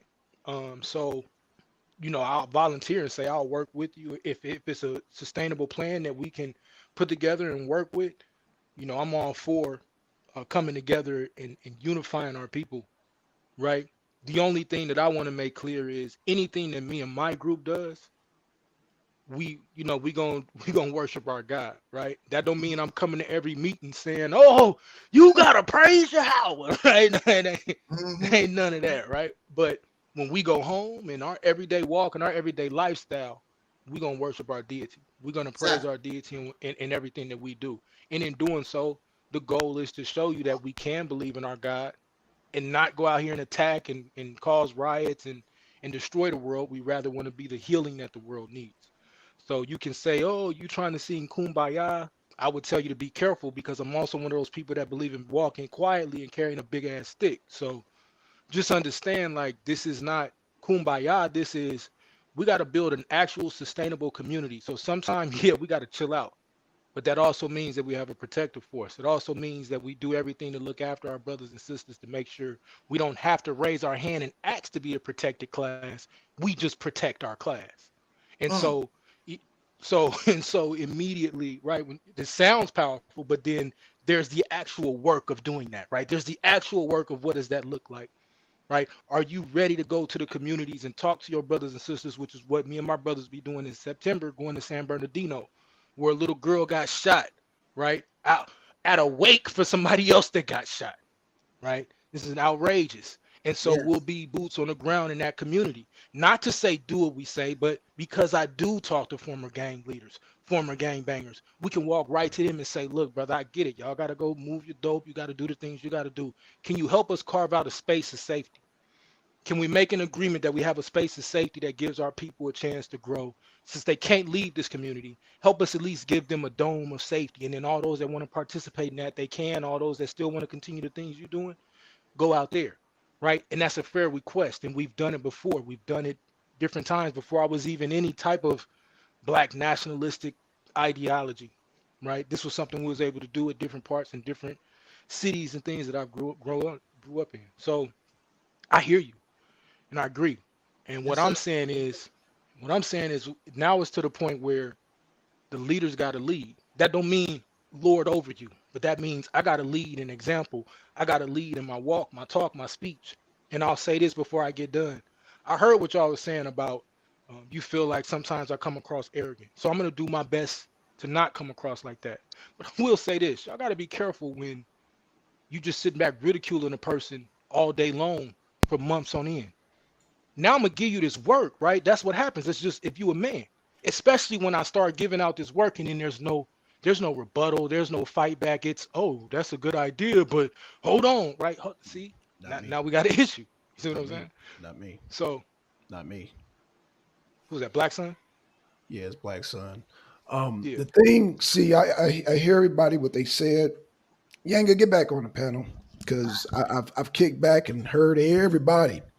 The difference between the Mississippi campaign and what you said, A9, you specifically said you have to abide by the laws of Yahshua and the Bible and all that. Angel said you don't have to have no religion. Now, Malcolm X said I'm finna clean you can hold on. Stop. Nah, you just lied on me. Just lied on me. I didn't lie. No, stop. You just lied. You said that. Hold on, Okay, relax. what did you say? Give me 30 seconds. Give me 30 seconds. This is why I keep telling you. That's why I keep telling you. In your hyperbolic mind, you seem to miss things. I said those that live within the gates of whatever we create. Okay. That's why I told you this thing is not about colonizing. But you don't seem to listen. So I'll say it to you again. My goal is for those of us that want to participate in the biblical ideology, then we have our own little space. Kind of like the Amish. I know you heard of them, right? I ain't saying we finna be Amish, so don't go crazy with that neither. But what I'm saying is, those of us that want to participate and have our biblical ideology, we can do so. That's why I told you sovereignty for us exists in a little piece of area that we create. And in doing that, it now permeates. If you say I'm not practicing those biblical laws, but I will exchange economics with you, guess what? That's why I just told Angel, let's exchange economics. I'm not trying to force you into a Torah theocratic theocracy. Why? Because I told you, I believe that my system is strong enough that in time to come, you'll want to come to it. I don't got to force you to do anything. Please, when you talk about my ideology, talk about it correctly. Please continue. Okay.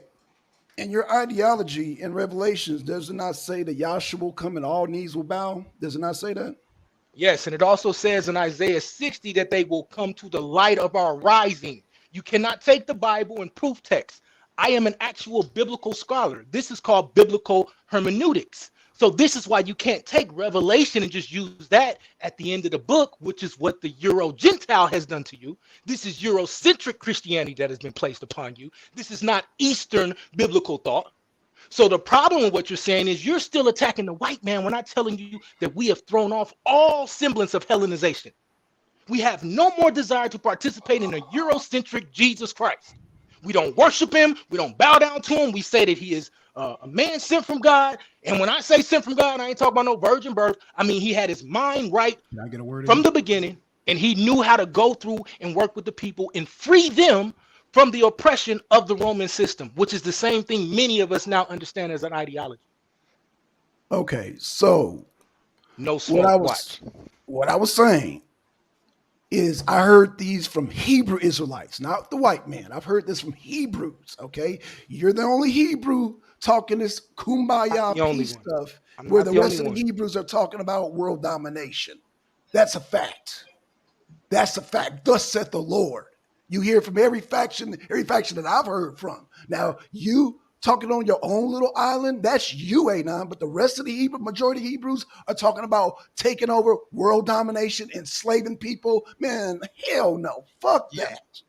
Fuck that. I'm saying as a black nationalist, fuck that. And if you come across, you could be on your little island and you come across that goddamn border with that fuck shit, you're taking you down. That's what the fuck I'm saying. So what you saying? It sounds all nice and dandy. Don't cross that goddamn border like that Bible tells you to. Because that Bible tells you. Hold on. See, now you just made a mistake. Hold on. You just made a mistake. So now let's get into it. This is why I tell you need to don't talk about the Bible. You don't know what you're doing. So first you just said that stop and listen, because first you said every Hebrew is like talking about world domination, but then you said just like the Bible said if you cross. Hold on, but then you just said the Bible says if you cross our borders, then it's on. See, you just agreed with me in your second statement. Stop it. See, don't panic. If you talk about world domination, you're talking about crossing our borders. Fuck that shit, dude. You can tell that shit to somebody else, Anon. You're not going to do the goddamn 3-car money up in here. No, it talks about world domination. The Bible does. So now what's your response to that? You're so angry that you don't understand how the quote. Yeah, because the Bible's a goddamn threat. So look, you won't listen. I just told you. Shit. I'm telling you. I just told you. No, you told me, but fuck what you're saying. I'm telling you what the Bible says. And when I'm saying that the Mississippi campaign is not coming with that Bible bullshit, that's some bullshit. Malcolm X said if you can be an atheist and be a black nationalist. The minute you come with that Bible, that's a theocracy. That's no longer black nationalism. And as long as you stay on your borders, then you're good. If you come across our borders, we're taking you fucking out. Straight up. Straight up. Well, damn. You done? You done? Okay, bet. Here's your problem since you're so angry. Your system will never get you borders. You know why? Because you'll always stay separate. Because you think you know everything and you refuse to look and work with the people who have a system that's actually been built. See, brother, I'm ready for all the anger. I'm ready for all of my Hebrew Israelite brothers. All you got to do is allow me to finish. All you got to do is allow me to finish. If you don't want me to talk, brother, if you don't want me to talk, I can go have dinner with my family. Go ahead, brother. And leave you to your 13 viewers. Go ahead. Appreciate you. Now, the problem is I'm ready for all of that smoke. You don't read Greek, you don't read Hebrew, you don't read Arabic, you don't talk to any of these people that are overseas. So for instance, when I take you back to Isaiah 60 and then you keep running to Revelation, you miss the entire conversation. Because the Bible is more than just one verse.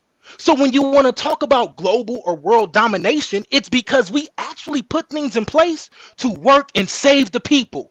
And then they raise their hand and say, we want to know more about your God. That's the Bible. And in doing so, those that refuse to, it says it won't rain. Now we can go into the esoteric understanding of that, or I can keep it basic for your simple brain. Well, so like back to the whole entire. It's like this. If you want to be a Hebrew Israelite, then go with that man's fanatical plan, okay?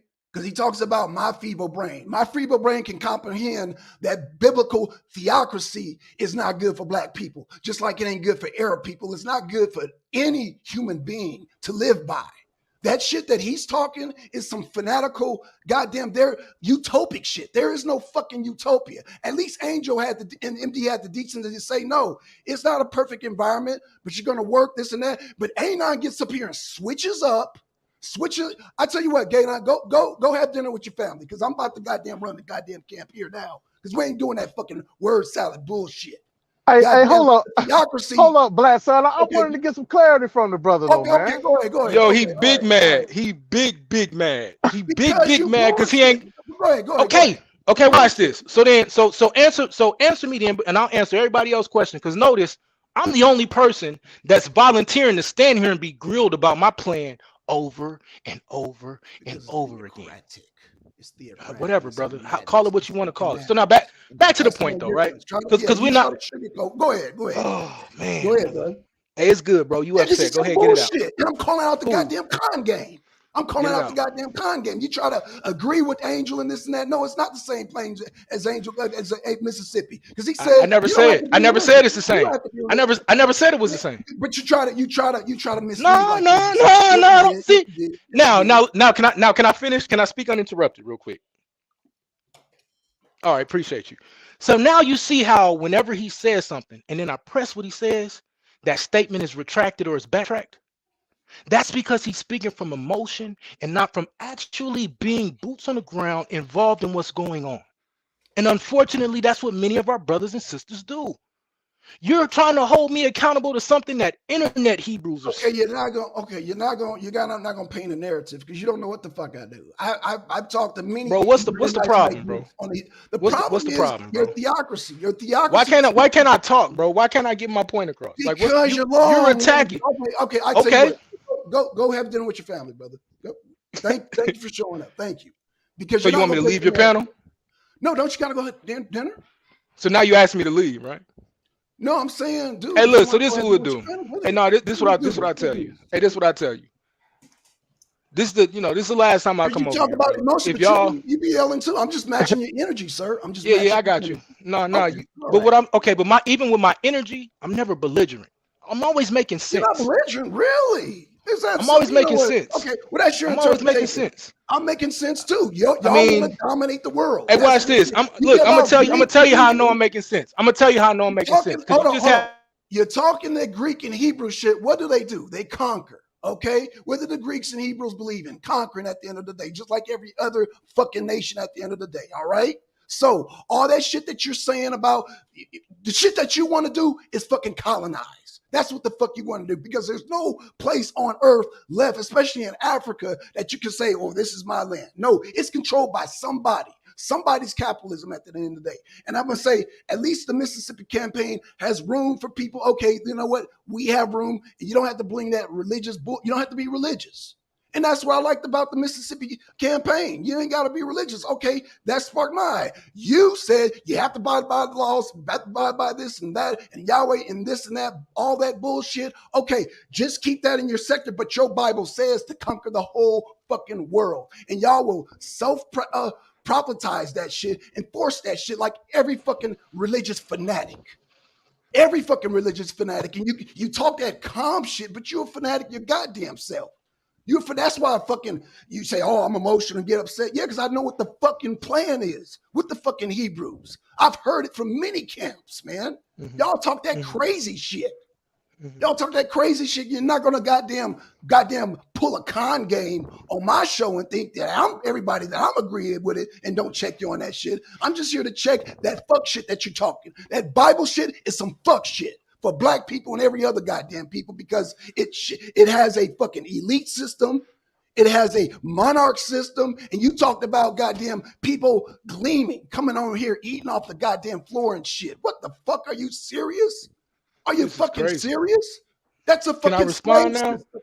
No, I'm not done yet. I'm not done yet, dude. I'm not done yet. Your fucking shit is a goddamn caste system. And Anon and his family will be at the top while everybody else is gleaming. That's what the fuck you said.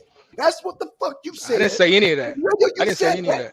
Dude, you cut me off. You cut me off, brother. You cut me off. I just said I didn't say that. You're lying on me. Hey, Blackson. Your Bible talks about a goddamn caste system. Blackson, just for the audience and for myself, right. I want Anon to restate what he meant when he said that, as far as the land goes, him and the people that aspire to tend to be with the law, statutes, and commandments. All right, hold on. Let me. I want to make sure you tell me if I'm saying this correct or not.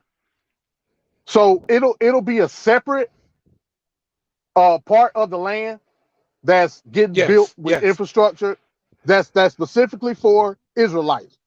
Am I saying that right? So not separate part that's getting built with infrastructure. That's the part where I differ. So let me explain this to you right now, how this is working. with the tribal chief that I'm working with in Zimbabwe, right? This is real world. This is not just me talking, right? So what we've done is we've created a system with him where they now have a borehole, right? They are now building up a reception center. So now we can bring in leaders, not just Israelite leaders, but leaders from around the world that would like to come and have a conversation on how to build a stronger, better believer community of those that do believe in the Bible, or those who say, you know what, I don't necessarily agree with what you're saying, but I do want to join hands with you and work with you economically. So it's not, so for instance, what we're doing in Zimbabwe, they have their little sector. We're building that sector up. So then that way, now we have enough food and enough goods to be able to give to people. When the brother talks about the gleaning laws, as I told him, what this would look like now would be more 21st century, right? It would be more, oh, you're not a slave, but if you were poor, right? Let's say you had a bunch of money, you made a bad business deal, and now you have nothing, you lost everything. Yes, we will have resources available for you to at least sustain your basic needs. And then as you start to recover and build yourself back up, Indentured servitude. If you chose to work for somebody, then that's your choice, right? I'm not talking about, oh, you my slave. I'm talking about, okay, if I own a business, let's say I have a truck driving company, you lost all your money, and we're actually doing this with a brother that is a part of my organization.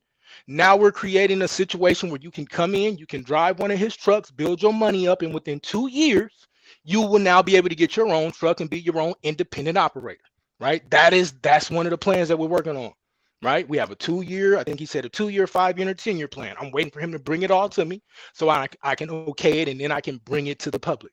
See, the problem is when Blackson starts to go off and starts yelling, he's not listening to what I'm saying. He's listening to what other people are saying. And this is why I'm one of these Israelites that challenge a lot of what's being said, right? Just because I don't have the large platform yet, by the way, doesn't mean that I'm not out here working and challenging the narrative that's out here, right? I'm ready to be called a coon and a sellout and all of that stuff because my track record in life for real speaks for itself. I'm not worried about it. All right, so let me ask you this. All right, go ahead. No, go and finish up. No, you good. You good. No, I want to answer specific questions. Yeah, I just want to. Okay, so let's say I come in and I'm already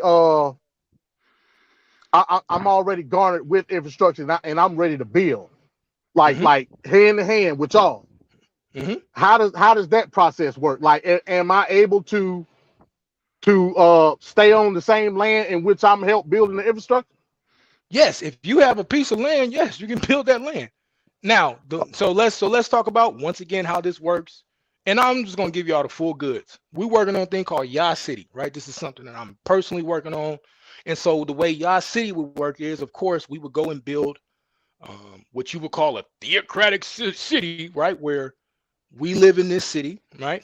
And then those who want to come and be a part of that city is no different than being in America, right? You would have to follow these laws. With the exception of, at first, there is no, you got to come and do all of this worship and everything. You just got to understand on the Sabbath, this entire city shuts down, right? On the Sabbath, we don't do no buying. We don't do no selling. We're not running around here killing, raping, murdering. If you can follow those rules, then you can live within the gates of the city, right? But make no mistake, like, if you don't want to live by those rules, no, you can't live in that city. But we will help you build a city. If you want to economically yoke up and work with us and you want to build your own structure outside of where we live, we can economically build and work. And we'll send workers if you're going to employ them, right? The entire situation. There's nothing that's saying I wouldn't help you build a city, right? But if you saying, oh, I hate everything about what you're doing, F your God and F your deity. Yeah, fam. Like, yeah, no, that's not wisdom. I'm just going to be honest with you. I'm never going to join hand in hand and somebody going to say F your system, F your God. Why? Nobody wasn't saying F your system. Bro, that's all you do, bro. What are you talking? Did you not just hear everything you said? When you impose it, fuck. Okay, allow me to finish talking to Angel real quick. You're out of control, bro. Just let me finish talking to Angel real quick and I'll get off your panel. I'm going to clear your panel for you so you can do all the extra you want to do. So this is what I'm saying, Angel. And I would love to build with you in private so I can expound this more, because now we moving to the point of, and yes, I'm calling you swine, Blackson. I'm casting pearls to swine, right? You refuse to hear anything I say. You ain't gonna slick diss me like that. You ain't gonna do that. we ain't gonna do the slick shit. We're not gonna do the slick shit. We're not gonna do the slick shit. Disrespectful on the slick shit. We're not gonna do that. So if you want to get a hold of Angel and MD are available. So, Angel, give out your information so he can come to your show, because he's not going to come and call me a goddamn swine. Oh, bitch ass nigga. Whoa. My name is not goddamn swine. Dumbass motherfucker. I would bitch slap your goddamn ass. Shit. Calling me swine, dude. What the fuck? Trying to slick this me. That's what these niggas from Northern California goddamn do. They come on here with this slick pimp shit and think that I'm supposed to be calm about the shit. Nigga, I wish you would say some like shit like that in my face, man. These internet motherfuckers. God damn. And it's like, oh, you only got 12 views. Dude, this doesn't pay my goddamn bills. I do this for fun, you bitch ass nigga. Right. I keep telling people, dude, I do the same thing this man is doing. He owns his own truck, I own my own truck. So I gives 2 fucks. How many people come in here? If it's 2 or 200, cool, it's still a hobby. I do not rely on this shit. So y'all go on with that fuckery. Maybe y'all fuck niggas, Anon and all these other people that keep talking about my views. Maybe y'all are dependent on it. I'm not dependent on it. It doesn't fucking feed me or pay my bills. This is something I do for fun. I enjoy talking to Angel. I enjoy talking to MD. I enjoy talking to Inyame. I enjoy talking to people who don't come with that slick shit and goddamn try to goddamn slick diss me and shit. My name is not fucking swine, you bitch nigga. And you would not say no shit like that to my goddamn face. So keep it 100 on the panel. Like you talk to me like you would on the goddamn panel, because I would call you a bitch nigga in your goddamn face. And I'm 6'3", 250 pounds, and I will back that shit up. Dumb nigga, but sorry y'all had to see me go into gorilla mode once again.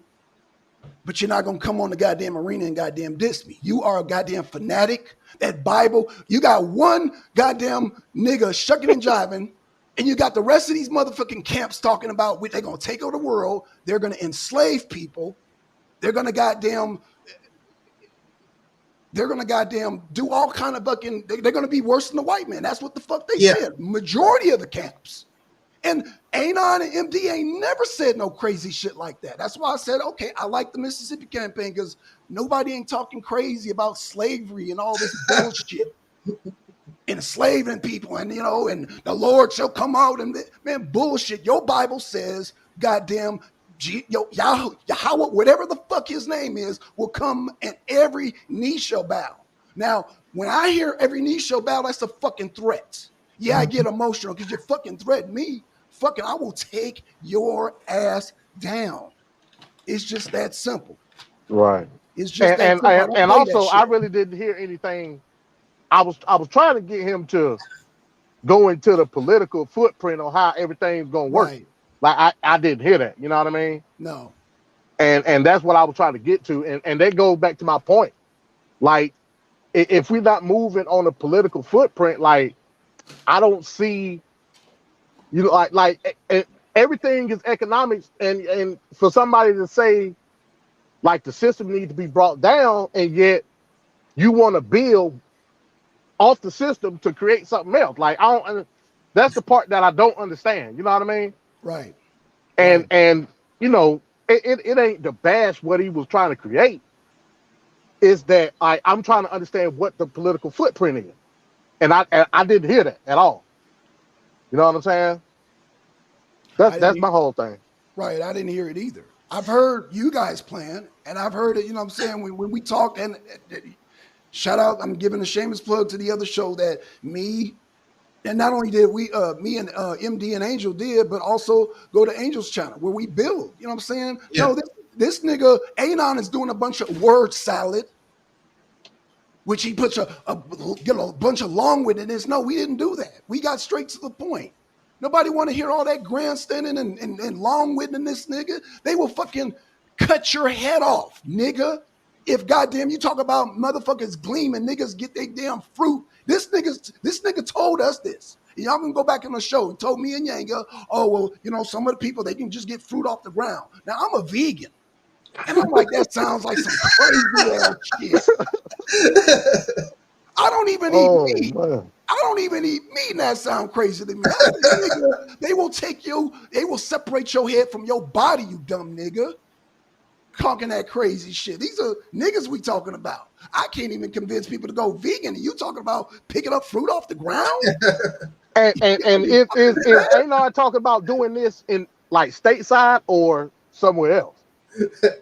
He talking about doing this in Africa and eventually, because if he goes by the Bible talks about world domination. Just to sum it up.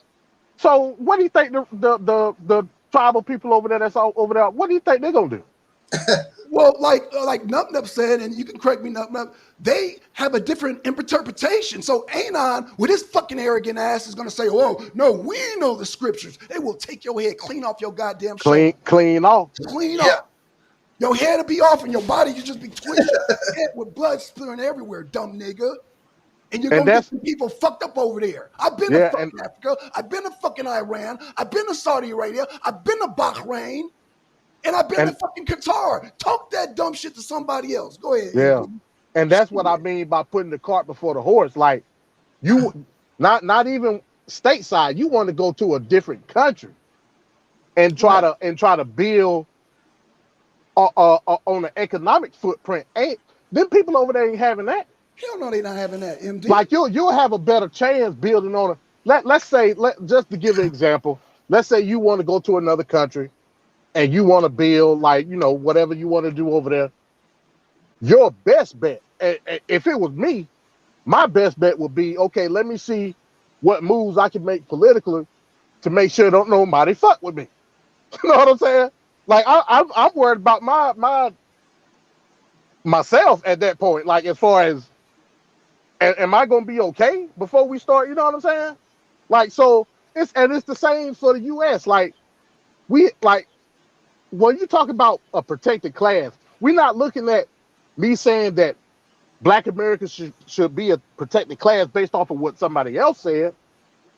Once it's written, I don't give a damn who read it, who wrote it. Once it's there, us as the people that it was meant to be for must gatekeep it politically. That's the thing that we haven't done since the annals of history, from emancipation all the way to now. All the things that we're supposed to have that's meant for us specifically was never gatekeep. We didn't do it.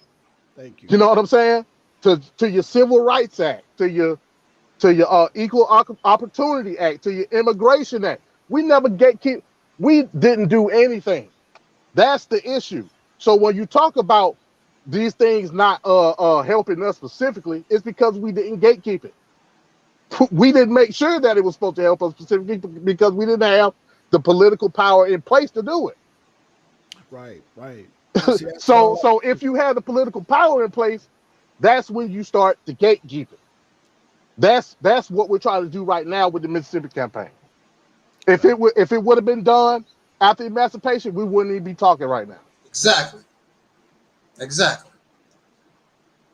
very simple. So you don't think they tried after emancipation? No.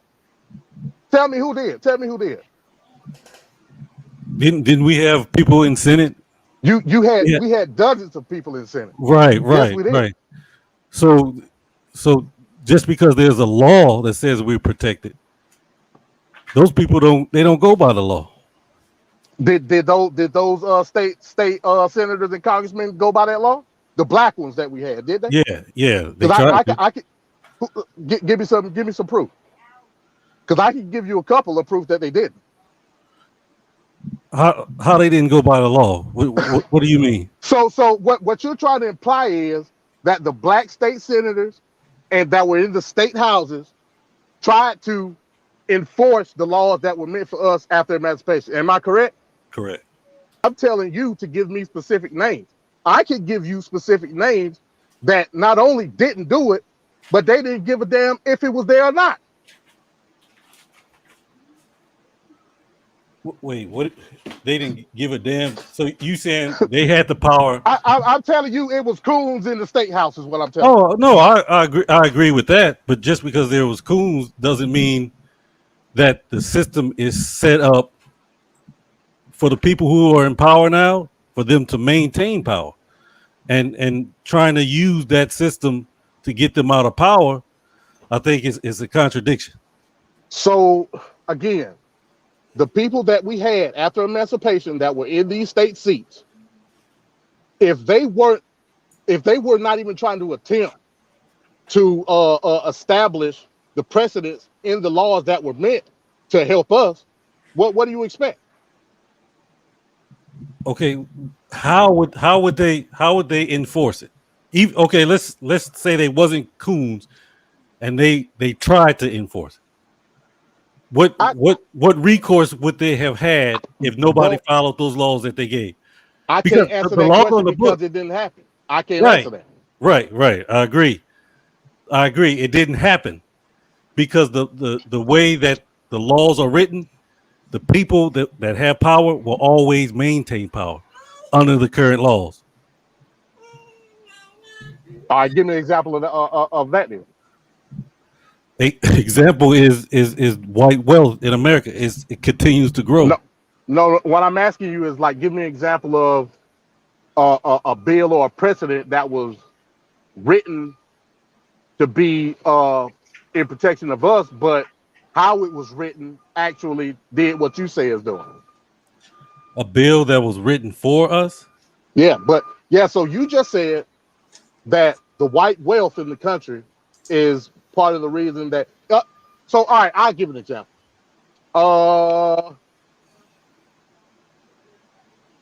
I'm trying to give you a good one. I want to give one. The Homestead Act. The Homestead Act didn't it have nothing to do with us?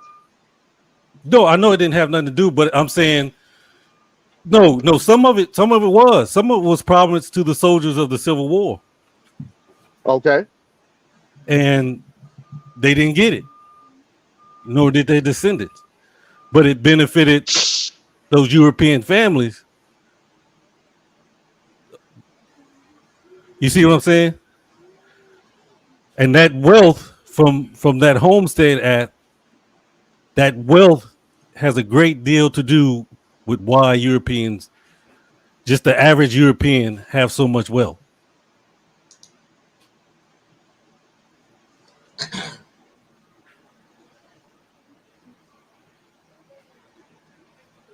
So that was the point I'm making, that their wealth and their power has already been established. There's nothing within the current law, nothing within the Constitution that will give us the ability or the power to equalize that wealth. And it is that wealth that keeps them in power.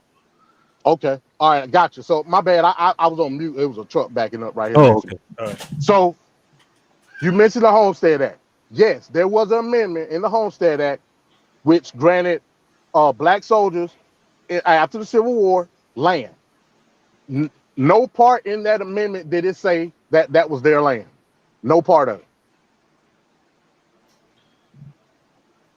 It said in the amendment itself, it said that they would be able to establish toil and basically tend that land for a percentage of pay. It was basically sharecropping. That's basically what it was. And you had other amendments as well. You had like Special Order 15, and you had the Freedmen's Banking Trust. You had a lot of things that gave us land to tend and make a couple pennies off of, but that doesn't specifically benefit us. And part of that is the reason that we don't have wealth in this country today. I agree, but I'm saying something specific that was for us. Affirmative action. Affirmative action was specifically for us, and if you study affirmative action now, how they used affirmative action was specifically written into place to end the disparity between black and white people. But what they did is they found loopholes in it, and they hired women, other minorities. But affirmative action was specifically written for black people, or with black people in mind. Apparently, just like what I gotta stop. saying. You said black people in mind. You have to understand the wording of the act. But that's what I'm telling. But that's what he's saying about the law. There is no law in effect now that they're not going to find a loophole, because racism is intrinsic in the American system. So even when we have seen that laws should have been in effect for us.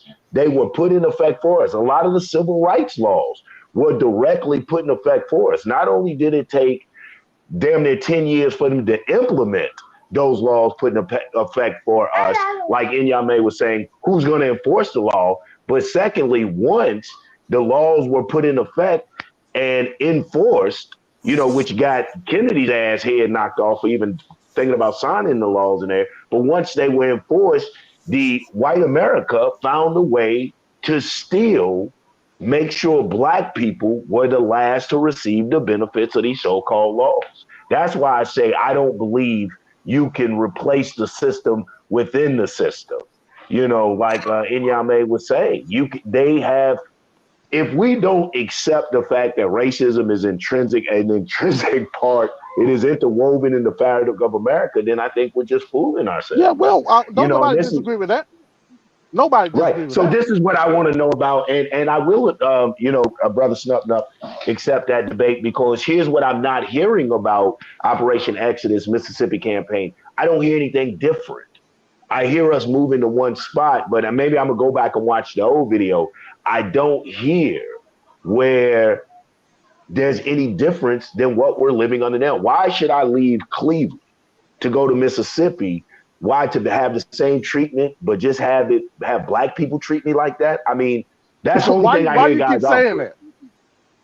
Because I'm trying to figure out, why are we going to Mississippi? Like, what's in Mississippi? What are we doing different in Mississippi we're not doing anywhere else? Why do you keep saying that black people are going to systematically break you down the same way? Why do you keep saying that? And what makes you believe because that? Because the way the system is set up, it has to have a lower class. It has to have a disenfranchised, dismarginalized class. The only thing that we'll be doing is black Republicans and black conservatives, or whoever in this current system will be upward mobility. It won't be collective upward mobility, because the system is not designed like that. The system is, the capitalism, the way America practices, is designed for only a very small percentage to reap the majority of the rewards. It's designed like that. So that bottom class, so why does that bottom class have to be you? Why does the bottom class have to be black people? Yeah. If we move, because if we're all moving, the first thing is this. I'm assuming if you're calling for Operation Exodus Mississippi, aren't you calling for black people to go there? I'm calling for black Americans to go there. And okay, not all. Black Americans, right. So if black Americans go there, then the oppression, then I'm assuming from that the majority of the population will be black Americans. So if the majority of the population, the majority now. It's 45%. Okay, and that's what I'm saying. It's 45% and nothing has changed. That's what I mean. Are we coming in with a different plan, or are we just all going to Mississippi for a picnic? That's what I mean. What is changing? As far as you keep saying the system, nothing at all. And that's coming from somebody that believes that this current system, especially in 2022, this current system can be mended. Okay. In favor of black Americans. I do believe that. And that's what me and you different. Right. I will take that. I don't know which one of you guys did, but I will take that challenge. I will take that challenge, because basically it's a debate. I didn't challenge you to no debate. I guess Talik did. Yeah. No. Yeah, brother Talik. I'll take that, because basically to me it's the challenge of revolution versus neocolonialism. You know what I'm saying? I mean, and we have too many examples of revolutions, people that have taken over and come in and still use the same system, and it be disastrous. Ghana is one of them. And I love Kwame Nkrumah, but even he said, when we got our independence, I should have changed the damn system, because neocolonialism is the order of the day in Ghana when he first took over power. So it was more a puppetry power. They still wore the wig, like in Ghana, they still wear the damn wigs. Their education system was the same, their economic system. So nothing had changed except for black people with blackface. So, you know, that's what I mean. That's why I would take that debate. Unless there is a real significant change, or we're moving in the direction of real change, I guess you and I disagreement will be the same. I don't see advancement for Black people in the way that the system exists now. As a collective, I agree. You may have an opportunity. There may be a few Black son may have an opportunity, and there may be a few more other Black people that have an opportunity. But as a whole, I don't think the system really gives a damn about us to the degree to even where they would have considered or factored us in ever being fully a part of America. We're denizens. Black people in America are denizens. All right, check this out. Okay, so we're talking about Mississippi, right? I just told you 45% Black. And we know a majority of that is like in the capital, Jackson, and you got Meridian and all these places. It's estimated 65 to 70% of the agricultural labor in Mississippi is Mexican. That's a crying shame. But the majority of the population is Black. That's a problem. Pretty much. I'm gonna have to switch channels. Yeah. So with that being said, I understand neocolonialism.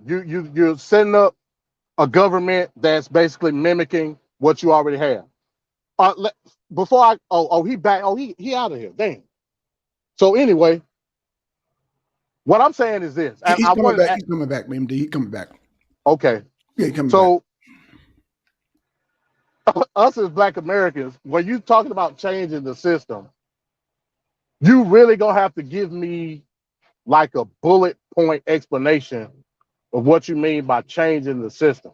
And if you're talking about changing said system, is it going to be Black originated? That's what I want to know. Because when you talk about, so I believe in Yami said something about socialism, or that may have been Yanga. And we talk about the history of socialism. Yeah, you had, Marxist Soviet Union, and you had things, but we know there's other types of socialism. It has to be something original. You know what I mean? Me personally, I don't believe in socialism. I don't understand how a nation can prosper, like as far as everybody collectively in socialism. That's just me. Like I ain't trying to, if you could explain it to me, that'd be great. But when we talk about Mississippi, I just told you 65 to 70% of the agricultural labor there is Mexican. And we can only guess what percentage of that is illegal. You know what I'm saying? So we're talking about disaggregating. We're talking about disappropriating.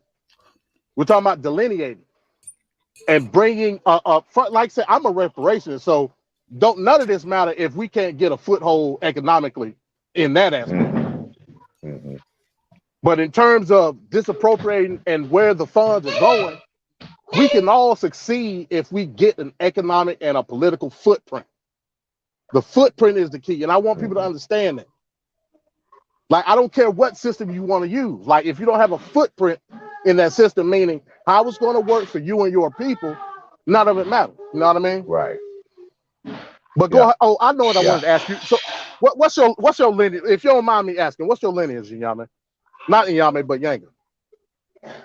My lineage? Yeah. What do you mean? Like where your people come from? Florida and Kentucky. Is that what you mean? Like immediate, like here in the immediate lineage. Yeah. Like my father's people is from Florida, and my mother's people are from Kentucky.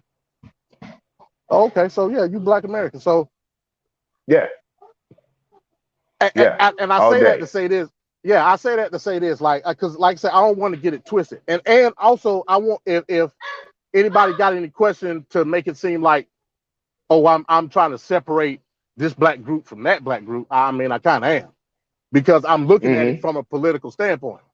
Right. Like all the amendments that were supposed to be for us, it was supposed to be like for us, not nobody else. You know what I'm saying? So I just wanted to clear that up, because a lot, people were asking about it. Yeah, no, I agree with you on that. Like, I'm a staunch Black nationalist. I believe that the Black African American, the Black man and woman, the melanated Black person here in America is its own, I don't want to say, what's the word I'm looking for? Is its own type. Just like the Jamaicans are Jamaicans, and you got white people on the island of Jamaica, just like the Puerto Ricans or the Puerto Ricans, the West Indies or the West Indies, and you have white people there. These are African people that have embraced, I don't care how horrific that colonization was, the enslavement of them as an African people brought to where they were, but they had embraced that. They embraced their mixing with the natives and the aboriginals until they've come up with their own identity, and it speaks well for them. Black people, Right. in my opinion, practice escapism. We want to be everything but what the fuck we are. And we will argue over semantics. We will take our religion as our ethnicity. Like, you know, I was born in an Islamic household. So for the most part, if somebody says, what's your religiosity? If I had a formal structure, a lot of my formal structure, I revert back to Islam when it's, you know, so okay, that's a part of it.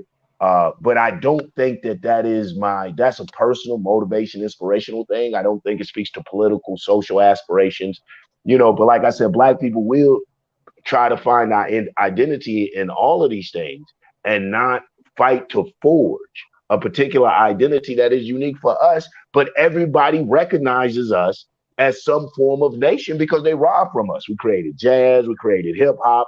We give civilization so many wondrous things, but since we don't see ourselves as a people, they just culture vulture us. We sell out, or they just come and just take it from us. But if you get some from the Chinese, they will explicitly tell, oh, that's China karate, ancient Chinese secret. You know, now you got Chinese breakdancing. Nobody said, oh, that's Black American thing. You know, you got them doing jazz. Nobody says, oh, that's unique to the Black African American that gave this to the contribution of civilization. And that's the type of shit that I talk about. So on that, you and I totally agree. You know, I'm funny when I say Black American because how that's taken. But yeah, for the most part, I'm a Black nationalist, which means I believe I'm a Black African American, or Black, not African American in that sense, but a Black African here in America. Okay. Yeah. All right, cool. Yeah. We don't disagree on that. Yeah. I think what I do like about the Mississippi campaign is that it's unique for us. I do think our solution should be unique to our particular situation. Right. And I want to say I agree. I think the Mississippi campaign is unique. You know what I'm saying? You're not picking up an individual belief system, a theocratic system, or you know, I got to be a Hebrew or a Muslim, this and that and the other, or a Christian. You know what I'm saying? It's something that's spoke to me. I was like, okay, I'm hearing this. It definitely lines up with Black nationalism because I have people that try to hijack it and put it under their religion and say, oh, but you got to do this and that and the other. And so, yeah, that's the difference that I heard, you know. Now I heard the working with the economical part, this and that, but you know. Hey, listen, fellas, man, I've been on way past my time. Enjoyed the conversation. And I'm just gonna catch you guys on the flip. I expect for you guys to get back on the panel, man. This is a good discussion. And I'd love to further it and continue. Definitely. No problem. So man, no problem. Definitely, man. With that, I'm a shout out. Peace. No, we good, man. You know how we get down, brother. keep fighting the good fight, Black man. Keep fighting the good fight. You know.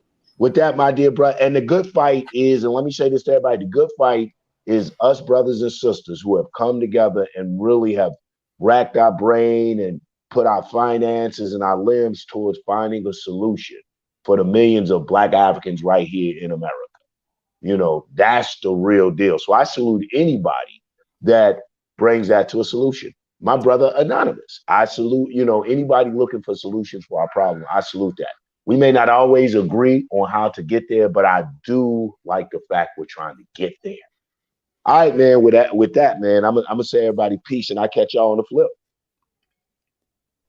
Peace, bro. Yeah, Peace. And I'm like with Yanga. I like Black people. We're not a monolith. We're gonna have our different ideas, but at the end of the day, I want to feed my children and leave a legacy to them. Basically, make sure my kids eat, make sure they're taken care of, make sure they have a promising future. However we need to do that, you know, that's for us to sit together and decide. But that's what I want.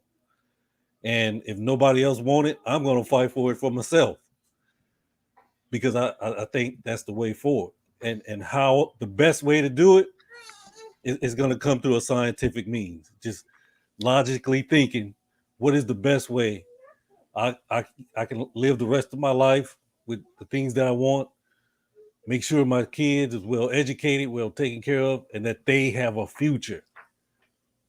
And that's it.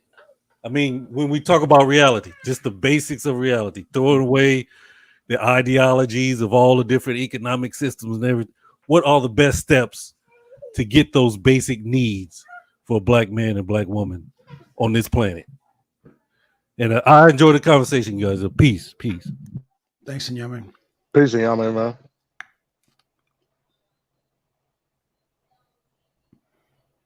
All right, MD, Angel, y'all want to take us out, man? Oh, yeah, I appreciate that, man. And hey, man, I apologize for the gorilla mode, but I just matches people energy. They bring bullshit, I'm gonna bring the bullshit. We talk intelligent, I can talk intelligent. I've said this before. This is nothing new, you know. So when you come with the rah rah A9, I'm gonna come with the rah rah, you know. So, but I don't want to take away from y'all message, Angel and MD, man. I appreciate y'all coming on here, man, and we gotta do this again. Because it's just a start. Yeah, you want to go? I mean, I ain't really got nothing else to say. I just say peace to everybody. If anybody, I believe that we're in a political renaissance right now in 2022, as far as black people here in this country. Like I believe we're starting the steps of understanding who we are politically in this country. I've seen it. I believe we can get there. It's just gonna take political literacy. I would invite everybody to go to United Sons and Daughters of Freedmen.org. They got information for days to let you know who we are in this country and what we were supposed to be politically in this country. It's still possible. We just have to band together on a political platform and get it done. And with that, I say peace. Yes, sir.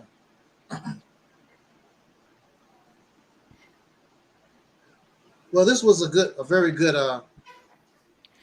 Has some snags or whatever in it a little bit, but this was a very good talk, and I look forward to debating Yanga.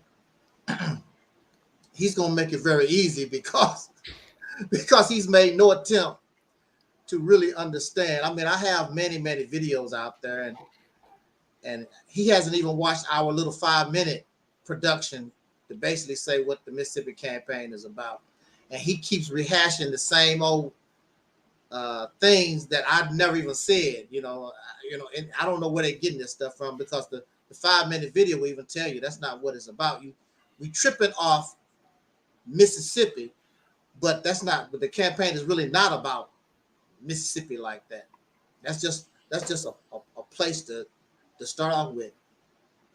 I understand the term or the label or the identity of the black nationalist, because I also called myself at one time a black nationalist. The funny thing about being a black nationalist, this mindset has been around a long time. How can you be, or even this brother that wants to go to Israel or Africa somewhere to start, whatever. I don't know. This is just me. You have to crawl before you walk. How can you be a black nationalist and you're not a black neighborhoodist? You have never taken control or created a black nationalist neighborhood. Even Christian preachers. There's a brother somewhere, I remember in Philadelphia. His church, if you ever been to Philadelphia, they have long blocks. His church owned this whole side, this whole block. They done bought all the land and the buildings. And so if you can't control your own neighborhood, how you gonna build a nation? How you gonna call yourself a black nationalist? Is there a black nationalist town in America? to my knowledge, I've never heard of a black nationalist town or black nationalist city. I'll tell you something. Right where I live in East St. Louis, Illinois, East St. Louis, Illinois is like 95% black. Bring your black nationalism and change them. It's to your advantage. It's 95% black. First of all, they're not going to go for it because, again, people don't have the mindset. They're not interested. They just want my city to be better. They're not interested in black power, black nationalism, and all that kind of good stuff. They're not interested in that. They talk about Black Wall Street. Black Wall Street was Christian. And they didn't run around talking about, well, you know, Jesus did this and Jesus. Why is it necessary for us to bring our religion? Even Dr. King. Dr. King didn't run around talking about, well, you know, I'm a Baptist minister, Christian minister. He didn't do. Marcus Garvey didn't do it. Marcus Garvey was Christian. Why we promote our ideologies? Well, I'm a black nationalist. What they got to do with anything? I'm a Christian. I'm a what do they have to do with anything? What that is a turnoff, because I'm not interested in black nationalism. I'm not interested in Christianity. I'm not interested in your religion. The Mississippi campaign is the best and most realistic solution and option, is because it's void. I don't care about your sexual orientation. I don't care about this stuff. I don't control your life. Only thing I know is all of us as soul brothers and sisters, regardless to your sexual orientation, wherever you are in life, you deserve better. That's all I'm interested in.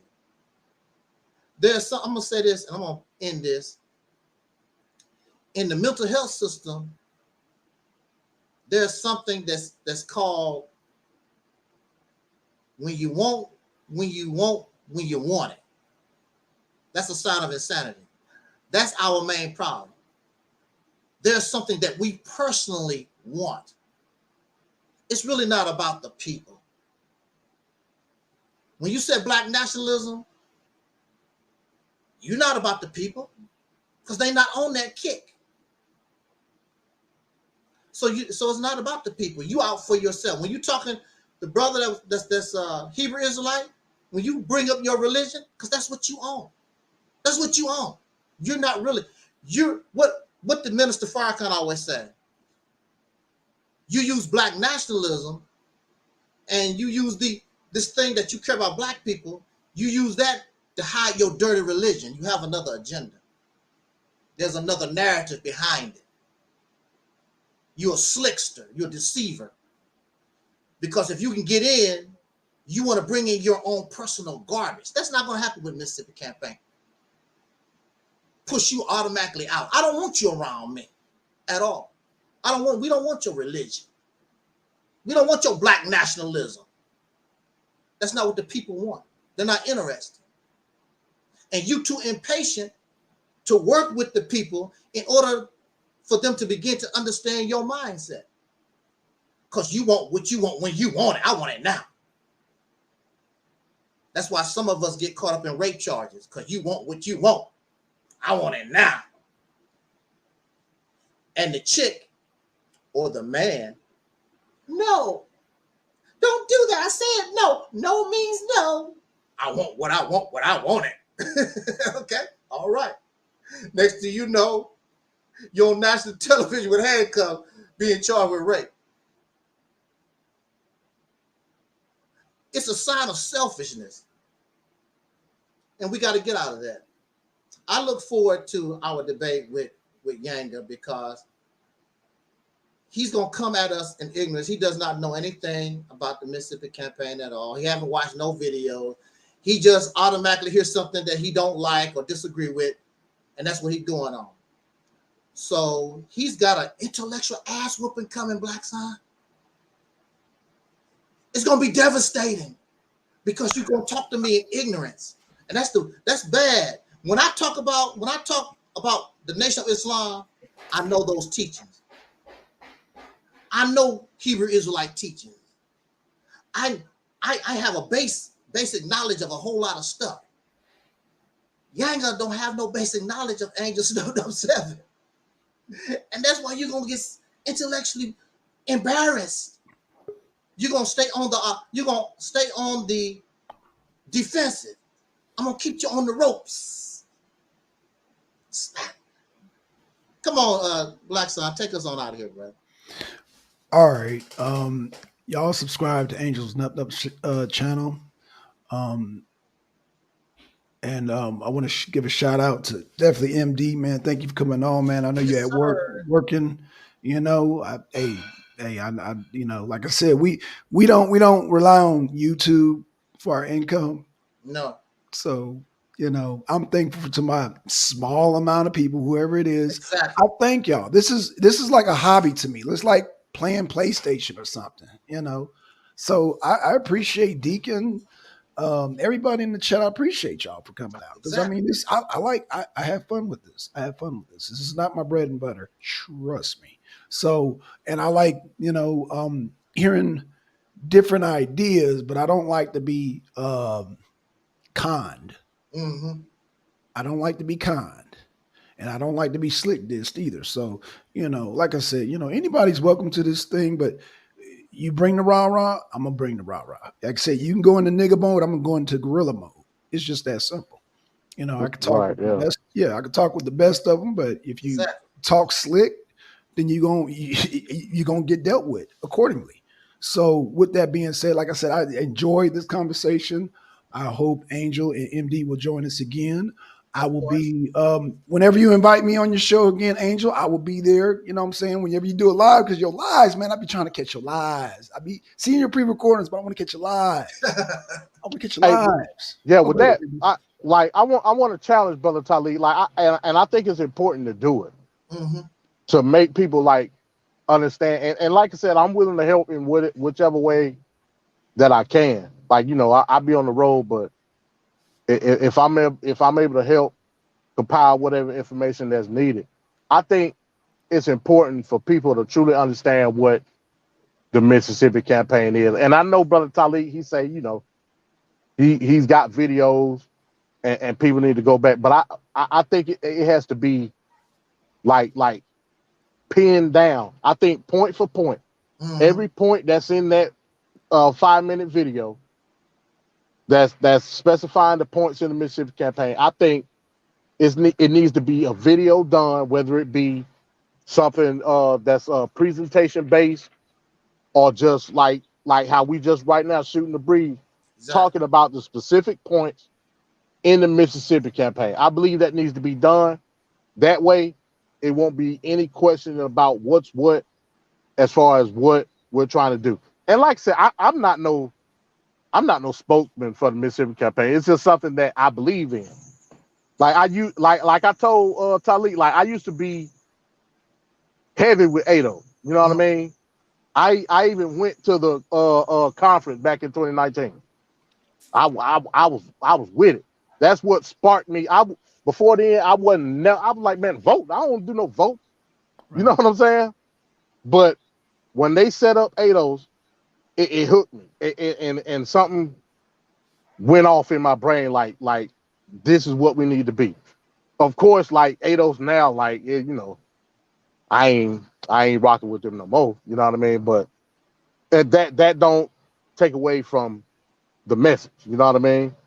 And I think it's important for Utah League to break down point for point, each point in that plan, what it means, how to articulate it, and how to disaggregate it. I think it's important.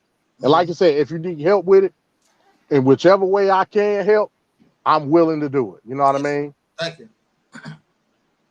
And I think not only that, MD, I think the Angel bringing a breakdown will give a practical thought to this, because I think when people approach it and come at Angel, they're thinking of a utopia. You know what I'm saying? They're coming from a religious perspective, and Angel's not selling them a utopian. So I think we talked about this before, Angel. Yes, we did. They mad at you because you're not selling the utopia. So, you know, I think what the MD is saying, I agree with him. I think, you know, just give a practical breakdown, because, you know, I'm not looking for utopia. So I'm not going to I'm not looking for that. I'm a working man. You know what I'm saying? I know we talked about socialism, capitalism. You don't work, you don't eat. That's right. It's just that simple. You don't work, you don't eat. I don't understand whatever economic system you got. Everybody's got to work in order to eat. Right. I don't care what you call it. You don't work, you don't eat. So, like I said, I'm not looking for a utopia. Wherever if I go to Mississippi campaign or stay in Georgia, just know I'm going to work so I can eat. That's right. You know, I'm not going to be on YouTube worrying about how many views I got. I'm going to get out there and get my truck and go work. Now, if I want to go unwind, and I'll get on YouTube and shoot the shit with people. But it's not my damn bread and butter. So with that being said, Angel, yeah, I think like MD said, man, I think you should break it down because I think a lot of people, again, I'm going to say this and I'm going to say it again, Angel, people are looking for a utopia. I'm not. I'm not in the religious mindset where I'm looking for this great utopia. And you're not selling utopia. No. I think that's the problem with these people who have that mindset looking for this perfect world. It's not going to happen. No, it's not going to happen. Even if people agree with you, like I keep telling, people are different. And next thing you know, you don't have civil war in your utopia because somebody's going to break out. And I mean, that's just how things go because we're different. Right. That's why you have all these factions of religion. It only started off with one. Next thing you know, they start breaking out because people are different and start viewing things as different, especially after the original dies off, the original persons who ever created the religious system. Once they die off, folks start, well, Elijah Muhammad would have did, Elijah Muhammad would have did that. Exactly. So how many factions of Elijah Muhammad do we have? We have, what, 10 or 12? Minister Farrakhan was popular. I'm not looking for the Mississippi campaign to feed me. If I come to the Mississippi campaign, I'm working. Yes. Okay, what work we got available? Okay, I'm going to put my work in. Yeah. Does the white man control that concept or has human beings been working all their lives to eat? Right. I don't, that's what I'm, but again, it's because you're not selling them a utopia, Angel. They want a utopia. They want this perfect land where they don't have to work. You're bringing them pina coladas and smoothies and they're kicking their legs up. And oh, go get me this, Angel. Go get me that. No, that's not going to work. No, we're going to look at you crazy. Right. Oh, we got to put work in. We got to get our hands dirty. So like you said, man, maybe it ain't for everybody. It's not. Because I know you guys are working class as far as I know. And that speaks to me. As a man, that speaks to me. I'm not looking for utopia. My parents never taught me about no utopia. My dad, I don't teach my kids about no utopia. You don't work, you don't eat, period. If you don't like that, well then fuck you. Not y'all, but I'm just saying whoever has that utopic mind, like, yo, what the fuck? So, yeah. I mean, if you're offended by that, then be offended by that. You don't work, you don't eat. I live by that. So like I said, if I go to Mississippi campaign, go to California, New York, I'm going to work. Yeah. I don't consider YouTube work. I know when I didn't work, I damn sure didn't eat. Had a whole lot of bread and water sandwiches.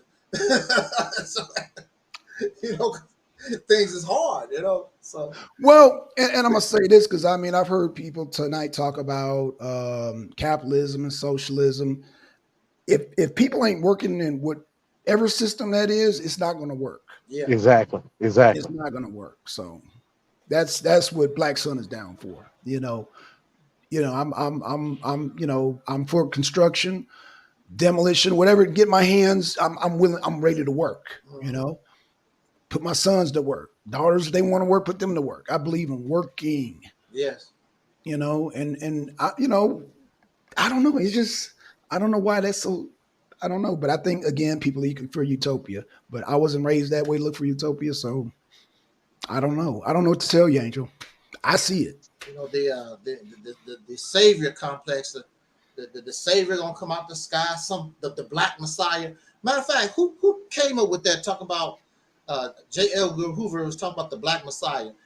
Now, did our people come up with that, or was it J. Edgar Hoover that said they waiting on some kind of Black Messiah? Who came up with that? It was J. Edgar Hoover.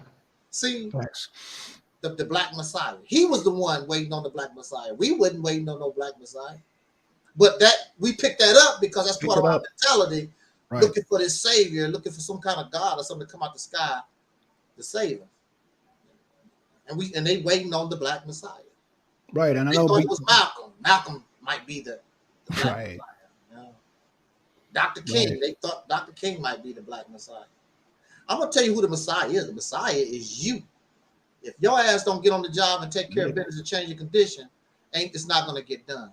Not one man or not one little funky organization is gonna come and do a damn thing. We dealing with 40-some million people that we working here with. That's a whole lot of work to deal with all kinds of different minds and stuff. What is one savior gonna do? And then again, they have this thing where the savior gonna come, and if you don't get on board with the savior's program, they gonna kill you. You know? Right. That's most theocracies. That's all theocracies. Yeah. That's all theocracies. Well, I guess I'd go ahead and get ready for the old hatchet. Well, and that's all I was saying to Anod. I don't want people to be misled. They think they're getting a utopia and you're bringing them to another Iran or these are real theocracies that I have been to, by the way. Bahrain, Saudi Arabia. I've been to these places. I know how theocracies work. And I'm tired of niggas selling this utopia. There's no utopia. It is you're gonna wish that you stayed here in America. There's people over there that's trying to get over here because they can't live by no theocracy. I'm talking about Muslims that don't want to live in no theocracy. I'm telling you, no, you don't want that. You don't want that. You know, but hey, bro said on the Sabbath, man, I can't sell nothing. Right. You know, like, man, hey. that I can't go for, man. I can't go for that. Because you might need that money that day. Yeah. Right. You might want to gas up your truck. Like what? Yeah, I can't move with that one. No, I can't move with that one at all. No, that's silly, bro. That's and he's trying to base it, and I understood what he was saying. He was trying to base it off of, okay, that would be the law of the land. But in order to have a law of the land, you have to incorporate that land. That's political. If I want to set up a city, like if I got a plot of land somewhere and I got some people, we doing stuff, we going by what that county or that state law is. Ain't no making up nothing. Right. If you want to make something up, you got to incorporate that land. That's political. That's the part that I wanted to get into with him. How you gonna go about doing that? You know what I'm saying? Yeah, it's cool. Like, and that's what you mean by the utopia complex. You know what I mean? Right. You not like stuff has to be done by the book. I don't care how much money you got. I don't care if you got an ironclad plan. It's all got to be by the book. Right. And that's the point that I wanted to get to him, but you know, it popped off. So you know, it is what it is. Hey, but apologize. Yeah, yeah, it's all good. Like that's just my point. Like, we're not taking into consideration what it means to play politics. You know what I mean? You have to play. I don't care what system you're in. You got to play politics. And to think that it has to be done through your pocket is just not the case. You know what I mean? And like I said, if me and Talik and you, Black Son, if we can compile some information and go through these points, point for point, so people can truly understand what we're trying to do with the Mississippi campaign, I think that's what'll set it off. All right. Well, Angel, you want to close it out? Tell me your next show, your live, No, right now we're spontaneous, and we've done so much talking within the last few days. I'm really talked out. Okay, well, basically subscribe and hit the bell to Talib's channel, man, because like I said, I got to hit that bell because I got to catch your next live. Angel starting up 7, and they be messing with my channel so much. I hate to give out my links, but you can find me Angel Snub Nub 7 or the Realities Temple on Earth, you can find me. Because I'm not going nowhere. They tear me down and put something right back up. And also, you can keep up with me on Rumble. Rumble is a new website. I think the Canadians own it or whatever. But yeah, you can keep up with me on Rumble, and everything that I do, I always put it on Rumble. Everything that I do. This will go on Rumble. Everything that I do. But I saw a comment that you put up, Black Son, saying about a channel. I don't have a channel, but I mainly do my thing on Twitter. Okay. So you can follow me on Twitter at The Real MD20. And if you follow me on Twitter, you can follow that trail as to the people that you need to tap into that's talking politics. You know what I mean? Now you got some trash you got to rummage through. You know what I mean? And if anybody knows Twitter, you know you got to rummage through the trash before you can get to like something constructive. Mm-hmm. But if you follow me on Twitter at The Real MD20, I'll lead the way. You know what I mean? So that's usually where I am most of the time. But, you know, I'm on YouTube looking at people as well. But I usually do like most of my posts and retweets and videos on Twitter. All right, y'all. All right, I want to thank everybody in the chat, including A9. Mm-hmm. Peace to you, A9. Peace to you. Just no more slick dissing. You can come back on. No more slick dissing. Because you bring that same energy, it's going to be the same thing. But we'll do this another day. Yes. And shout out to the rest of the people. What do I got lined up? Be ready to be on call, Angel MD, because it's only Tuesday. I still gotta fill some more days in. I got you, man. Okay, man. Appreciate that, man. Appreciate that. And I think we got a show on Saturday with Nature Made. I gotta contact Michelle Rollins, see if she wants to do Fitness Friday, see if she's ready. And Sunday we're gonna have Brother Zero and Brother Zanzi. Shout out to y'all. We're gonna delve more into that music. And with that being said, I am out. All right. Actually, I'm gonna close out reading one of Anon's things. He says, "I wouldn't touch you. I wouldn't touch you up China with a 10-foot pole." I appreciate that, man. Appreciate that. You saved me some headache, Anon. You saved me because you be with the slick shit. You be really with the slick shit. So, hey, I appreciate that. Hey, So, you know what, man? It was a point in time where I contemplated, like doing debates and stuff, man. But I ain't got the time, man. I just don't. You know what I mean? I contemplated it, man, but like trying to join the league and SBDL and yep. I was like, nah, I ain't got time for it. It's fun, but I just ain't got time. You know what I mean?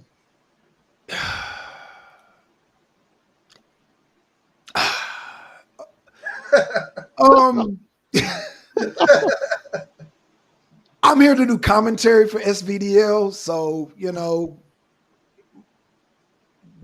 people are welcome to come on. But even with that, it's hard work. I figure, I'm no longer a debater. I'm just be a commentator.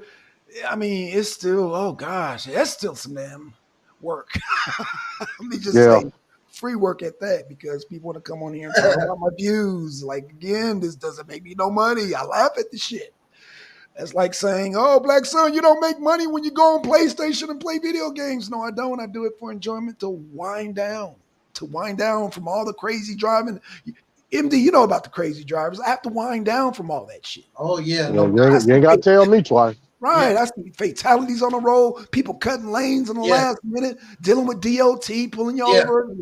Yo, this is just my chance to unwind, and then people come in talking about Black Son. You only got 2 viewers, and I'm like, okay, I'm doing this for fun. So we should do since all of us are truckers, we should talk about that one day. Just talk about our experience on the road.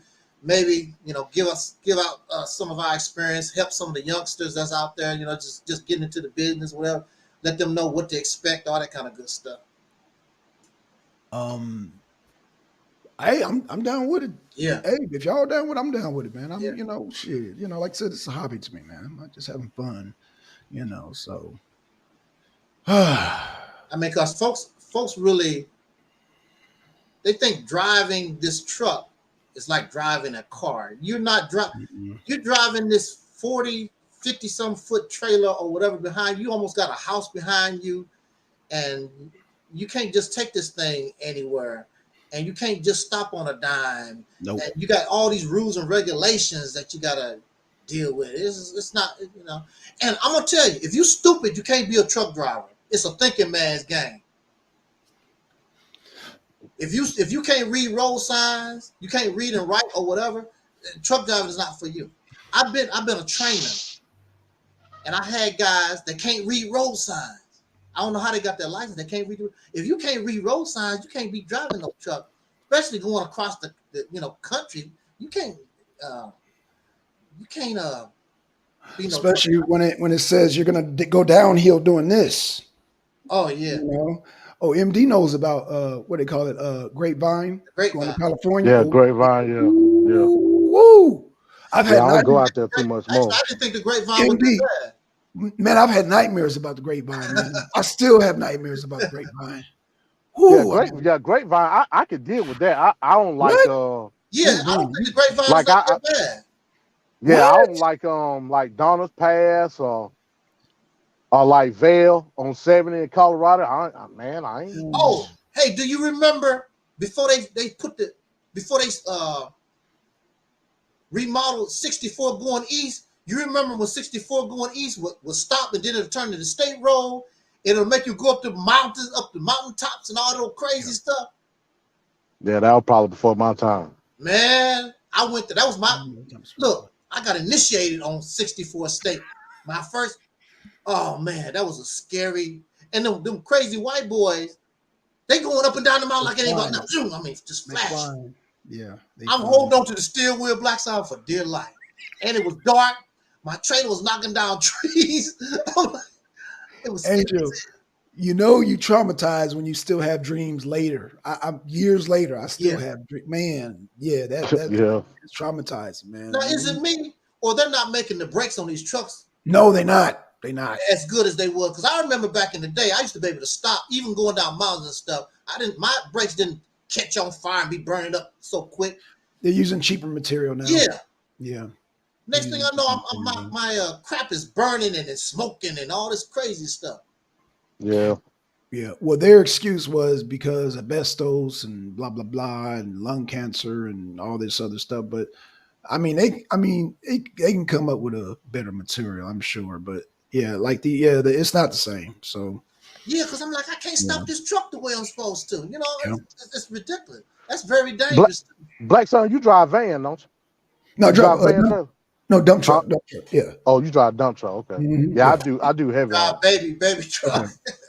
Blackson, I drive the baby truck. But a dump truck, shit, things are heavy. Yeah, I do specialized, man. So Blackson's the baby truck. That's sometimes I get contract. Yeah, sometimes I get contracts, man. It's a truck, but you don't have that 50-foot trailer behind you. Oh, I see what you're saying. Oh, respect. Yeah, I got. Yeah, you still heavy though. You still heavy. Yeah, we're still heavy. Yeah, but it's not like a trailer type of heavy. I got you. You're not 80,000 pounds either. Yeah, I drive specialized, man. Sometimes, man, I got to get permit, man. I'm over 100,000 pounds sometimes. Yeah. Whoa. Yeah. Damn. Man, be careful out there, MD, man. Be careful. Hey, I do specialized. How many deer have you guys killed? I don't hit quite a. I don't hit about 5. Man. But I got a deer guard on this truck though. I made sure to get a deer guard on it. Yeah, because they would tear your truck up. Sure. Yeah, they will. Yes, they will. They are some big animals. They are. They are, and a lot of them bucks won't even move. Damn sure won't. Yeah, them bucks. I've seen them in the middle of the night, and they just, they. But I tell you what, I ain't stopping. I ain't stopping. I used to be a trainer too. I used to tell my students, hey man, if something get in this road, I don't care if it's a deer. Yeah. If it's a car with no light, if it's a baby stroller coming, don't stop this truck. Cause this load is coming forward. Like Yeah. I ain't in no van. I'm on a flatbed. This load coming into the truck. That's So right. it's either you or the baby. Which one you want? That's what I always used to tell my student. I like, hey man, don't stop the truck. I don't care what's in the road. We'll just have to deal with it after the wreck. Mm-hmm. Don't stop this damn truck. Man. Hey, thank y'all again, man, for a Yes, great sir. show. We got to do this again, MD, Angel, man. Thank y'all once again. I thank y'all. And yeah, man, stay tuned, stay subscribed, and we out. All right. Peace, y'all. Peace. Peace. Peace.